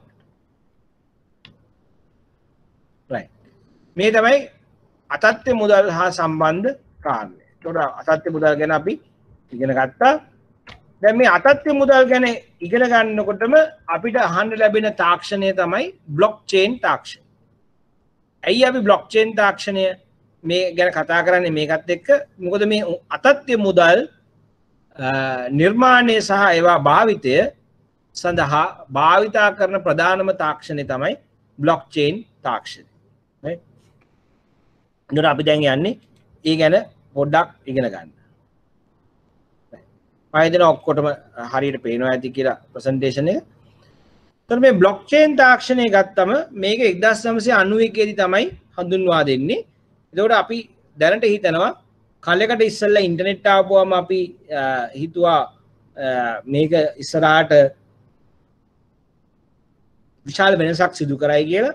ඒකට බ්ලොක්චේන් තාක්ෂණය අපි වර්තමානයේදී හිතනවා අනාගතයේදී ඉන්ටර්නෙට් එකේ කරපු වෙනස්කම වගේම ලොකු සුවිශේෂ වෙනස්කමක් ලෝකයේ තුල සිදු කරයි කියලා. නමුත් ඒ තාමත් වර්ධනය වෙමින් පවතින තත්ත්වයක තමයි තියෙන්නේ. ඒතකොට බ්ලොක්චේන් කියන්නේ අඛණ්ඩව වර්ධනය වන වාර්තා ලයිස්තුවක් වන අතර මේවා එකිනෙක හා සුරක්ෂිතව බැඳී පවතී. මේක පැහැදිලි කරගමු. බ්ලොක් එකක් කියලා කියන්නේ දත්ත තොරතුරු සමූහයක එකතුවක්. එතකොට මේ දත්ත හෝ තොරතුරු යම් ප්‍රමාණයක් එකට එකතු වෙලා අපිට බ්ලොක් එකක් හැදෙන බව හඳුනා ගන්න පුළුවන්. ඊට පස්සේ මේ දත්ත තොරතුරු සමූහයක එකතුවක් වන බ්ලොක්ස් එකිනෙක බැඳිලා බ්ලොක් චේන් එකක් හැදෙනවා. උදාහරණයක් සරල උදාහරණයක් ගත්තොත් පළවෙනි ගණුදුණු 10 එක බ්ලොක් එකක්. දෙවෙනි ගණුදුණු 10 තව බ්ලොක් එකක්. තුන්වෙනි ගණුදුණු 10 තව බ්ලොක් එකක්. ඊට පස්සේ මේ බ්ලොක්ස් තුන එකතු වුණාම බ්ලොක් චේන් එකක්. එතකොට මේ විදිහට දත්ත තොරතුරු සමූහයක් එකතු වුණාම බ්ලොක් එකක් හැදෙනවා. එහෙම බ්ලොක් එකිනෙක හා බැඳුනම යම් ලොජික් එකකට අපි එතනදී බ්ලොක් චේන් එකක් හැදුනයි කියලා කියනවා. එතකොට මේ බ්ලොක් චේන් තාක්ෂණය තුල භාවිතා වෙන්නේ ක්‍රිප්ටෝග්‍රැෆි තාක්ෂණය. ක්‍රිප්ටෝ කියන්නේ සූක්ෂම එමත් නැත්නම් අපි කියනවා ක්‍රිප්ටෝ කිව්වම නිකන් গুপ্ত වගේ එකක් රයිට්. එතකොට මේ කියන්නේ ලේසියෙන් හඳුනා ගන්න බෑ ඔබට නේ. නිකන් গুপ্ত භාෂාවක්. එහෙම නැත්නම් විකෘති කරන ලද භාෂාවක්. රයිට්. ක්‍රිප්ටෝ ග්‍රැෆි කිව්වම අපි දන්නවා මේ යම් කිසි දෙයක ලිවීමක් රයිට්. එතකොට මේක නිකන් গুপ্ত භාෂාවකින් ලිවීමක්. එහෙම නැත්නම් වෙනස් කරන ලද විකෘති කරන ලද ලිවීමක්. ඒක අපි කියන එන්ක්‍රිප්ෂන් වල තියරිය වගේ තමයි රයිට්. එතකොට මේ ආකාරයට වෙනස් කරන ලද එහෙම නැත්නම් গুপ্ত භාෂාවක් හැටියට අපිට හඳුනා ගන්න පුළුවන් ක්‍රිප්ටෝග්‍රැෆි තාක්ෂණය. ඉතින් මේ ක්‍රිප්ටෝග්‍රැෆි තාක්ෂණය භාවිතා කරලා ඉහළ ආරක්ෂාවක් ලබා දෙනවා. එතකොට මේ තාක්ෂණය හරහා ඔබට මේ දැන් සාමාන්‍යයෙන් අකුරක් දැක්කොත් සමන් කියන එක ගත්තොත් SAMAN කියලා දැන් මේක විකෘති කරලා තමයි මේක ලියලා තියෙන්නේ. එතකොට NSAM කියලා ලියලා තියෙනවා. එතකොට ඔබ දන්නේ NSAM කියන්නේ මොකක්ද කියලා. නමුත් අනිත් පැත්ත හරපුවම ඒ කියන්නේ සමන් නේ. එතකොට මේ විදිහට අපිට මේ භාෂාවෙන් කරන්නේ තියෙන තොරතුරු වෙනස් කරලා වෙනත් විදියකට ලියනවා. ඒතකොට ඒක සාමාන්‍යයෙන් කාටවත් තේරුම් ගන්න බෑ. ඒතකොට අදාළ පරිගණක දෙකට විතරයි පුළුවන් මේක අනිත් පැත්ත හරවපු විදියටම හරියට සකස් කරගන්න. අපි කියනවා මේකට කී zone කියලා. එතකොට මේ කීස් භාවිතා කරලා එක්කෙනෙක් මේ කී එකක් භාවිතා කරලා අනිත් පැත්ත හරවනවා.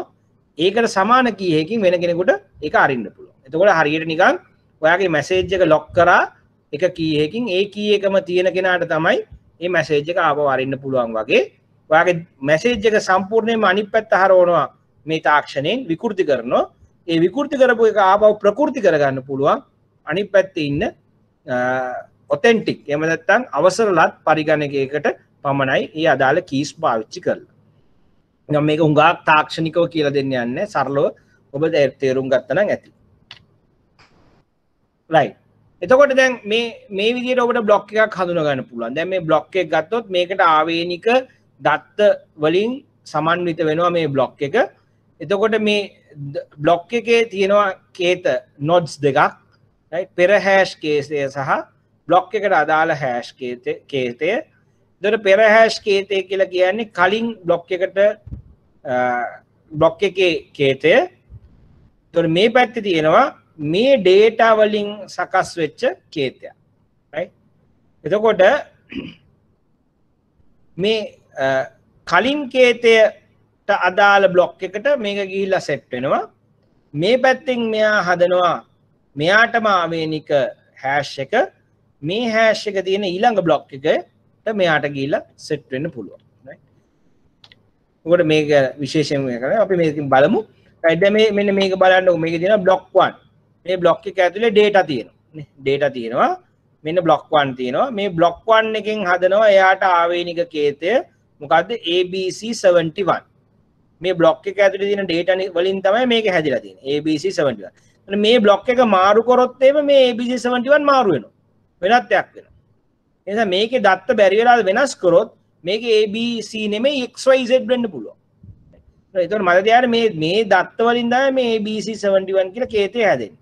දැන් මේ කේතය හැදුනා ඊළඟට මේ කේතය මේකට අදාළ අනික් බ්ලොක් එකේ පෙර හැෂ් කේතය ලෙස තියෙනවා. එතකොට මේ දෙක මේකෙන් සම්බන්ධ වෙනවා. block 2 එකේ තියෙන අලුත්ම data. ඒ අලුත්ම data වලින් එයා අලුත් hash එකක් හදනවා. අපි ඒක හඳුනාගමු XY251 කියලා. එතකොට මේ XY251 කියන්නේ block 2 එකට අදානික ආවේනික hash කේතය. එතකොට එයා ඒක block 3 එකේ පෙර hash කේතය වුණාම block 3 එකයි 2 එකයි එකට බැඳෙනවා. block 3 එක එයාට ආවේනික කේතයක් හදනවා. මොකක්ද ඒ QRS21. මේ විදිහට දිගින් දිගටම ඒකට ආවේනික තව block එකකට එයා ගිහලා set වෙනවා. මේ විදිහට යනවා. එතකොට මේ විදිහට blocks හැදෙනවා. මේ එකිනෙකට අදාළ blocks එකිනෙක හා බැඳෙනවා. දැන් මේ එකක හරි දත්ත වෙනස් කරොත් මේ hash වෙනස් වෙලා ඒ chain එකට බාධාවක් ඇති වෙනවා. ඉතින් මේ විදිහට තමයි මේ block chain එකක් නිර්මාණය වීම සිද්ධ වෙන්නේ. ඒතකොට හැම block එකකටම ඒකට අදාළ පෙර block එකේ hash කේතය සහ ඒ block එකට අදාළ ආවේනික hash කේතය ලෙස දෙකක් පවතිනවා. ඒතකොට පෙර block එකට අදාළ hash කේතය එකතු වෙලා කලින් block එකත් එක්ක බැඳෙනවා. එතකොට මෙයාට ආවේනික එකක් මෙයා වෙනම හදා ගන්නවා. ඒකේ ඊළඟ block එකේ පෙර hash කේතය බවට පත් වෙනවා.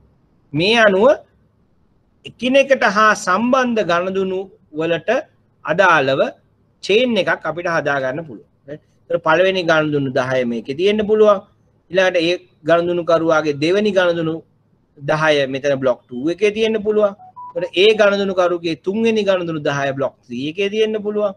මේ විදිහට මෙයාට මේ block chain එකක් ඇදෙන්න. මේ එක ගණදුණුවක් හරි වෙනස් කරොත් block chain එකම වෙනස් වෙනවා. ඒක කරන්න බැරි වෙනවා. මොකද එහෙම කරොත් මේ block එක ගැලවෙනවා. right. එතකොට මේ bitcoin උයි blockchain උයි අතර සම්බන්ධය ගත්තොත් අපි දන්නවා bitcoin කියන්නේ අතත්්‍ය මුදල් වර්ගයක්. මේ bitcoin කියන එක ක්‍රියාත්මක වෙන්නේ blockchain කියන තාක්ෂණය භාවිතා කරලා. blockchain කියන තාක්ෂණය භාවිතා කරලා. ඊළඟට මේ bitcoin වගේ cryptocurrencies එහෙම නැත්නම් අතත්්‍ය මුදල් විමධ්‍යගත ලෙජරයක් සහ cryptography තාක්ෂණය භාවිතා කරමින් ආරක්ෂා කරලා තියෙනවා. එතකොට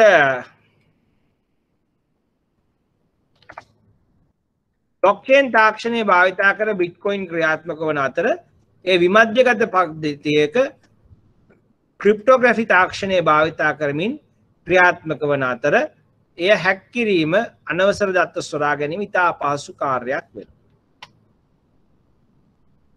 මෙහිදී ගණදුණු බ්ලොක් එකක් තුල ගබඩා වන අතර ගණදුණුවකට අදාළ තොරතුරු ඒ බ්ලොක් එක තුල තියෙනවා. ඊළඟට විවෘත විමධ්‍යගත ලෙජරයක් ලෙස පවතින නිසා මධ්‍යගත වන මේ ගබඩා වෙන්නේ සමස්ත ජාලයේ විවිධ කම්පියුටර්ස් වල එකම කොපි එක ගබඩා වෙනවා. දැන් උදාහරණයකට මෙතන බලන්නකෝ. දැන් මේ මධ්‍යගත ලෙජරයක් වුණාම හැමෝම මැද එක තැනකට ඇවිල්ලා තමයි data ගන්න. මෙයත් ඇවිල්ලා මේ මෙතනින් data ගන්නවා, මෙයත් මෙතනින් data ගන්නවා, මෙයත් මෙතනින් data ගන්නවා. මේ හතර දෙනාම මේ එක තැනකට තමයි එන්නේ. මෙතන අපි වෙනස් කරොත් මේ හතර දෙනාටම යන්නේ වැරදි තොරතුරු. දැන් මෙතනදී වෙන්නේ මෙහෙම දෙයක්. විමධ්‍යගත ලෙජරයේදී මේ මැද තියෙන ලෙජරයේම හැමෝ ගාවම තියෙනවා. මෙයා ගාවත් මේකේ කොපියක් තියෙනවා, මෙයා ගාවත් තියෙනවා, මෙයා ගාවත් තියෙනවා, මෙයා ගාවත් තියෙනවා. ඒතකොට මෙතන මොකක් හරි වෙනස්කමක් කරොත් මේගොල්ලන්ට ඒක අහු වෙනවා. මොකද මේ කොපියයි මේ දෙක සමාන වෙන්නේ. සමාන වෙන්නේ නැති වුණ ගමන් මේගොල්ලෝ රිජෙක්ට් කරනවා. එතකොට මේ යම් කිසි වෙනස්කමක් කරනවා නම් මේ වෙනස්කම මේ ජාලයේ ඉන්න හතර දෙනාගෙන් වැඩි දෙනෙක් අනුමත කරන්නට ඕන. මෙයාගේ විශාල ප්‍රමාණයකට ගාව කොපිස් තියෙනවා. ඒ වැඩි දෙනෙක් අනුමත කරොත් තමයි මේ වෙනස්කම හරි කියලා බාරගන්නේ. නැත්නම් රිජෙක්ට් කරනවා. මොකද මේ හැමෝටම කොපියක් තියෙනවානේ. එතකොට ඔබ එක්ක ගිහලා මේ හැමෝගෙම කොපි වෙනස් කරන්න ඕනේ. මේක වෙනස් කරාට වැඩක් නෑ. ආපහු මේ කොපියක් ඇවිල්ලා මේක රීඉන්ස්ටේට් කරලා. ඒ නිසා මේ විමධ්‍යගත ලෙජරය කියන concept එක තුල ඔබට මේ වෙනස්කමක් සිදු කිරීම ලේසි වෙන්නේ නැහැ. ඒ වෙනස්කමක් සිදු කරන්න නම් ඒ ජාලයේ ඉන්න වැඩි දෙනෙක්ගේ කැමැත්ත අවශ්‍ය වෙනවා. අපි කියනවා blockchain තාක්ෂණයේ භාවිතයේදී විවෘත බෙදාහරින ලද ලෙජරයක් භාවිතා වන නිසා පාර්ශවයන් අතර ගනුදෙනු කාර්යක්ෂම සහ පරීක්ෂා කළ හැකි ස්ථිර ආකාරයට සටහන් කළ හැකි වේ. ගනුදෙනු වාර්තා කිරීමෙන් පසුව කිසියම් බ්ලොක් එකක් තුළ ඇති දත්ත වෙනස් කිරීම සිදු කළ නොහැක. එසේ කිරීමට නම් අනික් බ්ලොක් සියල්ලද වෙනස් කළ යුතුයි. ජාලයේ වැඩි දෙනෙක්ගේ එකගත්වය අවශ්‍ය වේ. මම හිතන්නේ ඔබ මම මේට වඩා සරලව අර උදාහරණයෙන් පැහැදිලි කරා වැඩි. එතකොට මේ concept එකත් එක්කම මේ තාක්ෂණය ගැන කතා කරද්දී තව එන වචනයක් තමයි proof of work. දැන් මම මේවා හුඟක් ඔබට සරලව පහදන්නේ. ඔබ මේ ගැන අන්තර්ජාලය ඔස්සේ වැඩිදුර ගෙනියන්න. මොකද මේක තාක්ෂණික වැඩසටහනක් නොවන නිසා. හැබැයි මේක ඔබ දැනගත යුතු නිසා යම්කිසි පැහැදිලි කිරීමක් කරන්න. right දැන් මේ බ්ලොක් නිර්මාණය වෙන්න ගියාම දැන් ඔබ දන්නවා මේ විදිහට බ්ලොක්ස් එකිනෙක හා බැඳෙනවා. මේ බ්ලොක් එකක් ඇඩ් කරන්න ඔබට ඉතා පහසු නැහැ. දැන් අලුත් බ්ලොක් එකක් හදලා ඇඩ් කරන්න ගියාම ඒකට ඔබ ලොකු කාලයක් ශ්‍රමයක් වැය කරලා යම්කිසි කාර්යයක් සිදු කරන්නට ඕන. දැන් උදාහරණයකට අලුත් බ්ලොක් එකක් හදුනම මේක තියෙන බ්ලොක් චේන් එකට ඇඩ් කරන්න නම් ඔබට දෙනවා මැතමැටිකල් කොම්ප්ලෙක්ස් මැතමැටිකල් ක්වෙස්චන් එකක් විසඳන්න කියලා. සංකීර්ණ ගැටලුවක්. දැන් මේ ගැටලුව විසඳන්න ඔබ ගොඩාක් කාලය වැය වෙනවා. කම්පියුටර් පාවර් එක ගොඩක් වැය වෙනවා. ඉතින් මේක මේ එකපාරවල් ටක් ගාලා විසඳලා බ්ලොක් හදන්න බෑ. බ්ලොක් එකක් අලුත් බ්ලොක් එකක් ඇඩ් වෙන්න කාලයක් වැය වෙනවා. ලොකු පරිගණක සම්පත් ප්‍රමාණයක් වැය වෙනවා. මේ යම්කිසි එෆර්ට් එකක් දාන්න වෙනවා. එහෙම එෆර්ට් එකක් දාපුවම තමයි ඔබට මේ උත්තරය හොයාගෙන බ්ලොක්ස් එකිනෙක හා සම්බන්ධ කරන්න. මේක තියෙන්නේ ආරක්ෂාව. මොකද දැන් ඔබට ගිහිල්ලා බ්ලොක් චේන් එක බ්ලොක්ස් වෙනස් කරන්න ඕනේ නම් ටක් ගාලා වෙනස් කරන්න බෑ.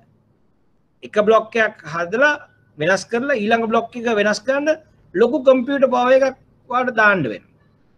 මොකද ඒක ගොඩාක් වියදමක් යන සහ කාලය වැය වෙන වැඩක්. ඒ නිසා මේ බ්ලොක් චේන් එකකදී බ්ලොක් වෙනස් කරන්න හොරෙන් බ්ලොක් එකක් ඇඩ් කරන්න මේ දේවල් කරන්න ඉතාමත් අපහසුයි මේ proof of work කියන concept එක. proof of work කියන්නේ යමක් සිදු කිරීමට ඔබ යම් දෙයක් කරා කියලා ඔප්පු කරන්න කියනවා. මේකෙදී සරලව කිව්වොත් ඔයාලට අලුත් බ්ලොක් එකක් ඇඩ් කරන්න ඕනේ නම් ඔයා ගණිත ගැටලුවක් විසඳන්න ඕනේ. ඒ ගණිත ගැටලුව විසඳන්න ඔබට කාලය යනවා ලොකු කම්පියුටර් පවර් එකක් යනවා. එහෙම විසඳුවාට පස්සේ තමයි ඔබට බ්ලොක් එක ඔන්න සෙට් කරන්න පුළුවන් චේන් එකට. දැන් බිට්කොයින් වගේ ජාලවලදී මේ වගේ මයිනර්ස්ලා ඉන්නවා. මයිනර්ස්ලා කියන්නේ මේ විදිහට ගණිත ගැටලු විසඳලා මේ බ්ලොක්ස් චේන්ස් වලට කනෙක්ට් කරන අය. මේක කනෙක්ට් කරන්න මේගොල්ලෝ මේ ගැටලුව විසඳලා කනෙක්ට් කරන්න කවුරුහරි පළවෙනිටම පුළුවන් වෙන කෙනාට ඔන්න රිවෝඩ් එකක් හම්බ වෙනවා. රිවෝඩ් එක මොකද්ද? බිට්කොයින් හම්බ වෙනවා. එතකොට ඔන්න කියනවා අපි බිට්කොයින් එක මයින් කරලා ගත්තයි කියලා. ඒතර මේක ලේසියෙන් කරන්න බෑ. මේක ලොකු කම්පියුටර් පවර් එකකුයි කාලයකුයි ඔබට වැය කරන්න සිද්ධ වෙනවා. එහෙම කරලා තමයි ඔබට ගිහලා මේ බ්ලොක්ස් එකට හදන්න පුළුවන්. ඉතින් මේක කරලා තියෙන්නෙම මේ ක්‍රමයේ ආරක්ෂාවට. මොකද නැත්තම් අපිට පුළුවන් ගිහලා රොබෝට් කෙනෙක් දාලා ටක් ගාලා බ්ලොක්ස් ඔක්කොම වෙනස් කරගෙන යන්න. එහෙම වෙනස් කරන්න බෑ. එතකොට මේ සරලව බ්ලොක් චේන් එක තියෙන ආරක්ෂාව තමයි ක්‍රිප්ටෝග්‍රැෆි තාක්ෂණය යොදා ගැනීම, proof of work, විමධ්‍යගත ලෙජරය මේ වගේ දේවල් ගියාලා තියෙන්නේ මේ ආරක්ෂාව සඳහා. ඒතර මේ බ්ලොක් චේන් භාවිතයෙන් අපිට පුළුවන් ගෙවීම් කටයුතු සඳහා යම් නිර්මාණ කරන්න, ඒ වගේම වෙළඳ වේදිකාවන් හදන්න, ස්මාර්ට් ගිවිසුම් ඇති කරන්න, ඒ වගේම මේ බ්ලොක් චේන් මගින් වංචා අවමන ආකාරයට යම් ප්‍රොසෙසර්ස් ක්‍රියාත්මක කරන්න. ඒකට ස්මාර්ට් ගිවිසුමක් උදාහරණයක් ඇරගෙන ඒ ගිවිසුමම එක්සිකියුට් වෙනවා. ඔබට පුළුවන් යම් කිසි වෙබ්සයිට් එකකින් යම් භාණ්ඩයක් අරගන්න, ඒක කුරියර් කම්පැනි එකකින් ඩිලිවර් කරන්න, ඊළඟට ඒක ලැබුණාද කියලා බලන්න. එතකොට ඒ අනුව ඒ කොන්ට්‍රැක්ට් එක කම්ප්ලීට් වුණාම පේමන්ට්ස් යන්න. මේ විදිහට ඔයාලට හදන්න පුළුවන් ස්මාර්ට් කොන්ට්‍රැක්ට්ස්. මේවා බ්ලොක් චේන් තාක්ෂණය වලින් කරන්න පුළුවන්. ඒවා ඔටෝමැටිකලිම එක්සිකියුට් වෙනවා.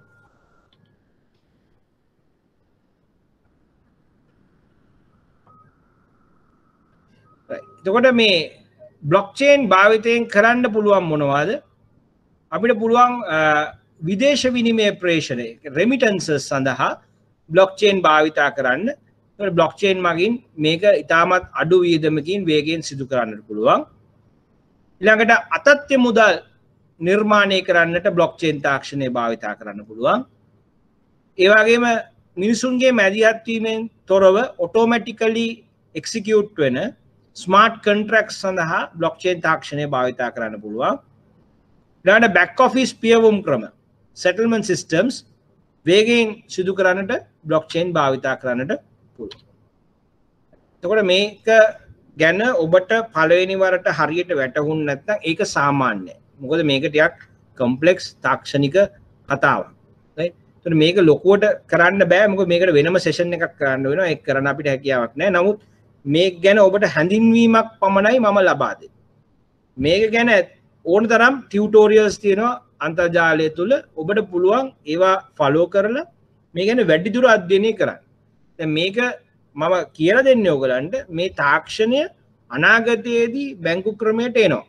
ඒතර බැංකු ක්‍රමේ නිෂ්පාදනය වෙන products and services මේ තාක්ෂණය මත පදනම් වෙලා නිර්මාණය වෙන්න පුළුවන්. ඒ නිසා ඔබ මේ ගැන හොඳට දැනුවත් බවක් තිබුණොත් අනාගතයේදී ඔබ බැංකු වලට එනකොට සහ අනාගතයේදී ඩිජිටල් බැංකින් ප්ලැට්ෆෝම්ස් දියුණු වෙනකොට ඔන්න ඔබට ඒවාට වඩා සාර්ථකව අනුවර්තනය වීමට හැකියාව ලැබෙනවා. ඒ නිසා මේ ගැන හොඳට අධ්‍යයනය කරන්න. මේක තමයි අනාගත තාක්ෂණය. එතකොට අපි මහ බැංකු වාර්තාවට ගියොත් 2019 මේ විදිහට සටහන් වෙනවා. ගෙවීම් ක්ෂේත්‍රයේහි නව තාක්ෂණික ප්‍රවණතා සැලකිල්ලට ගනිමින් මහ බැංකුව විසින් ශ්‍රී ලංකාවේ මූල්‍ය ක්ෂේත්‍රය තුළ බ්ලොක්චේන් තාක්ෂණය යොදා ගැනීමේ හැකියාව තක්සේරු කිරීම සඳහා බ්ලොක්චේන් තාක්ෂණය පිළිබඳ ක්‍රියාකාරී කමිටුවක් පත් කරන ලදී.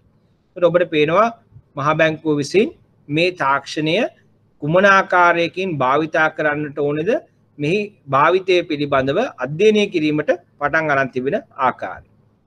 ක්‍රියාකාරී කමිටුවේ නිර්දේශයන්ට අනුව මූල්‍ය ආයතනවල ගනුදෙනුකරුවන් හඳුනා ගැනීමේ ක්‍රියාවලියන් විධිමත් කිරීම සඳහා පහසුකම් සැපිය හැකි බ්ලොක්චේන් තාක්ෂණය පදනම් කරගත් ගනුදෙනුකරුවන් හඳුනා ගැනීමේ හවුල් යාන්ත්‍රණයක් shared KYC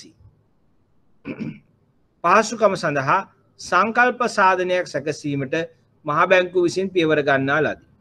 මේ මගින් මූල්‍ය ක්ෂේත්‍රයේ කාර්යක්ෂමතාව ඉහළ යන ලබන අතර එමගින් ශ්‍රී ලංකාවේ මූල්‍ය අන්තර්ගතභාවය ඉහළ යනු ඇතැයි අපේක්ෂා කරේ. ඉතින් ඒ අනුව ඔබට පේනවා ශ්‍රී ලංකා මහ බැංකුවත් මේ බ්ලොක්චේන් තාක්ෂණය භාවිතා කරමින් බැංකු ක්ෂේත්‍රයේ කාර්යක්ෂමතාව ඉහළ නංවන ආකාරය පිළිබඳව එක්ස්ප්ලෝර් කරමින් එවන්තම් සොයා බලමින් සිටිනා වූ ආකාරය. ඉතින් ඒ නිසා මේ තාක්ෂණය පිළිබඳව දැනුවත් වීමේ වැදගත්කම ඔබට තේරෙනවා ඇති කියලා මම හිතනවා. right. ඉතින් අපි එනවා QR code payments වලට. QR code. වර්තමානයේදී මේ QR code payments ප්‍රචලිත කිරීම සඳහා මහා බැංකුව විසින් විශාල කාර්යභාරයක් සිදු කරමින් පවතිනවා. එතකොට අපි අතීතයේදී දැක්ක POS machines උයි credit cards නේ. එතකොට ඒක තමයි අපි දැකපු තාක්ෂණය. හැමතැනම ගියාම credit card එක පාවිච්චි කරනවා POS machine එකක් තියෙනවා මේක common. දැන් මේ POS machine එකකට ලොකු වියදමක් යනවා. ඒතකොට මේ POS machine එක භාවිතා කරන්න ටෙලිෆෝන් ලයින්ස් ඕනේ. ඊළඟට ලොකු මේ පවත්වාගෙන යාමේ පිරිවැයක් සහ මූලික පිරිවැයක් කියන දෙකම මේ සඳහා වැය. ඒ නිසා මේවා හැම මර්චන්ට් කෙනෙකුටම දෙන්න හැකියාවක් නැහැ. ඒතකොට මේ වෙලෙන්දෝ ගත්තොත් වෙලෙන්දන්ගේ ලොකු වෙළඳාමක් නැත්තම් මාසෙට ලක්ෂ 2ක් 3ක් වෙළඳාම වෙන්නේ නැත්තම් හුඟක් වෙලාවට උන්ට POS machine එකක් ලබා ගැනීම හරිම අපහසුයි. මොකද බැංකුවක් එවැනි වෙළෙන්දෙකුට POS machine දෙන්නෙත් නැහැ. මොකද මේ POS machine එක දෙන එක පාඩුයි. මොකද POS machine එකට යන වියදමවත් පිය වෙන්නේ නැහැ. ඒ නිසා මේ POS machine කියන එක ලොකුවට මිනිස්සු අතර වෙළෙන්දන්ට දෙන්න බැංකු පෙළඹෙන්නෙත් නැහැ. ඒක එච්චර ලාභදායී ව්‍යාපාරයකුත් නෙමෙයි. ඊළඟට දෙවෙනි කාරණය තමයි මේ ක්‍රෙඩිට් කාඩ් පත් භාවිතා කරලා POS machine හරහා ගෙවනකොට වෙළෙන්දන් ලොකු කමිෂන් එකක් ගෙවන්න වෙනවා.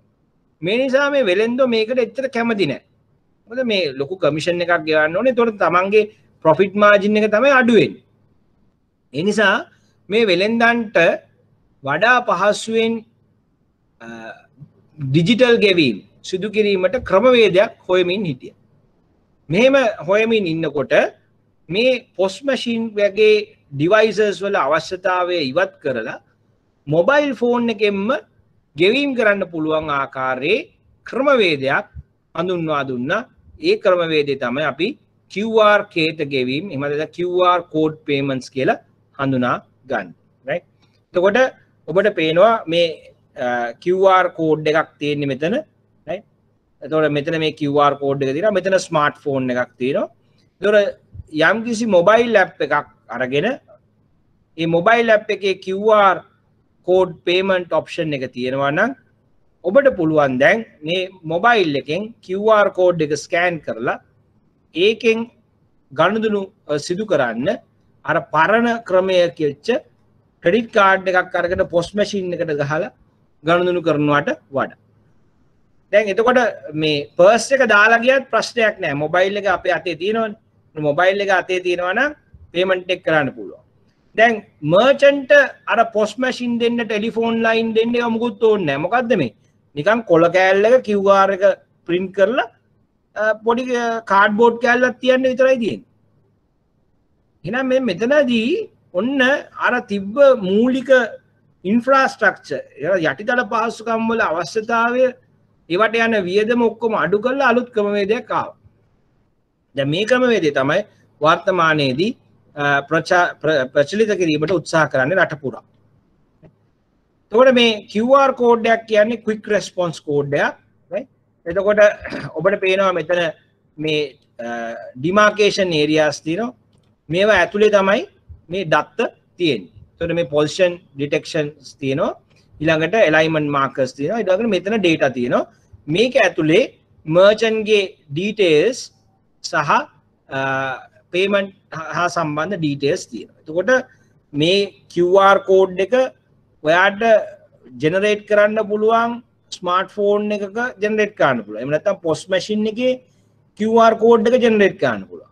එහෙම නැත්නම් QR code එක මේ විදිහට paper එකක ඒවද cardboard එක ගහලා තියන්න පුළුවන්. එහෙම තිබ්බට පස්සේ මෙන්න මේ විදිහට phone එකෙන් ගිහිල්ලා මේක scan කරලා මේ data phone එකට අරගන්නට හැකියාව තියෙනවා. right? එතකොට මේක තමයි මේ QR code payments මේක ගැන තමයි අපි සාකච්ඡා කරන්නේ. එතකොට මේක අද අපි සාකච්ඡා කරන්න වෙලා නැහැ. තව විනාඩි කිහිපයක් තියෙන නිසා. ඒ නිසා අපි අද මෙතනින් නවත්තලා එන සතියේ අපි QR payments ඉවර කරනවා. එතකොට එන සතියේ මේ පාඩමත් ඉවර වෙයි. QR සහ digital channels කියන්නේ. right. එහෙනම් අපි මේ මෙතනින් අද දවසට නවත්තන අපිට වෙලා නැති නිසා විනාඩියක් දෙකක් තියෙනවා. දැන් මෙතෙක් කල් කරපු ඒවාෙන් ඔබට ගැටලු තියෙනවා නම් අපිට දැන් සාකච්ඡා කරන්න පුළුවන්.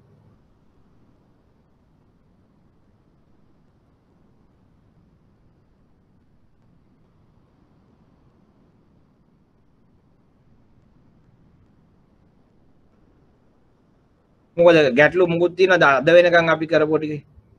දැන් අර මේ අපි කරපුවා ඔබ තවදුරටත් අධ්‍යයනය කරන්න ඕනේ බ්ලොක් චේන්ස් එතකොට ඩිජිටල් මේ අතත්්‍ය මුදල් ඩිජිටල් කරන්සිස් ඒවා ගැන තවදුරටත් අධ්‍යයනය කරන්න.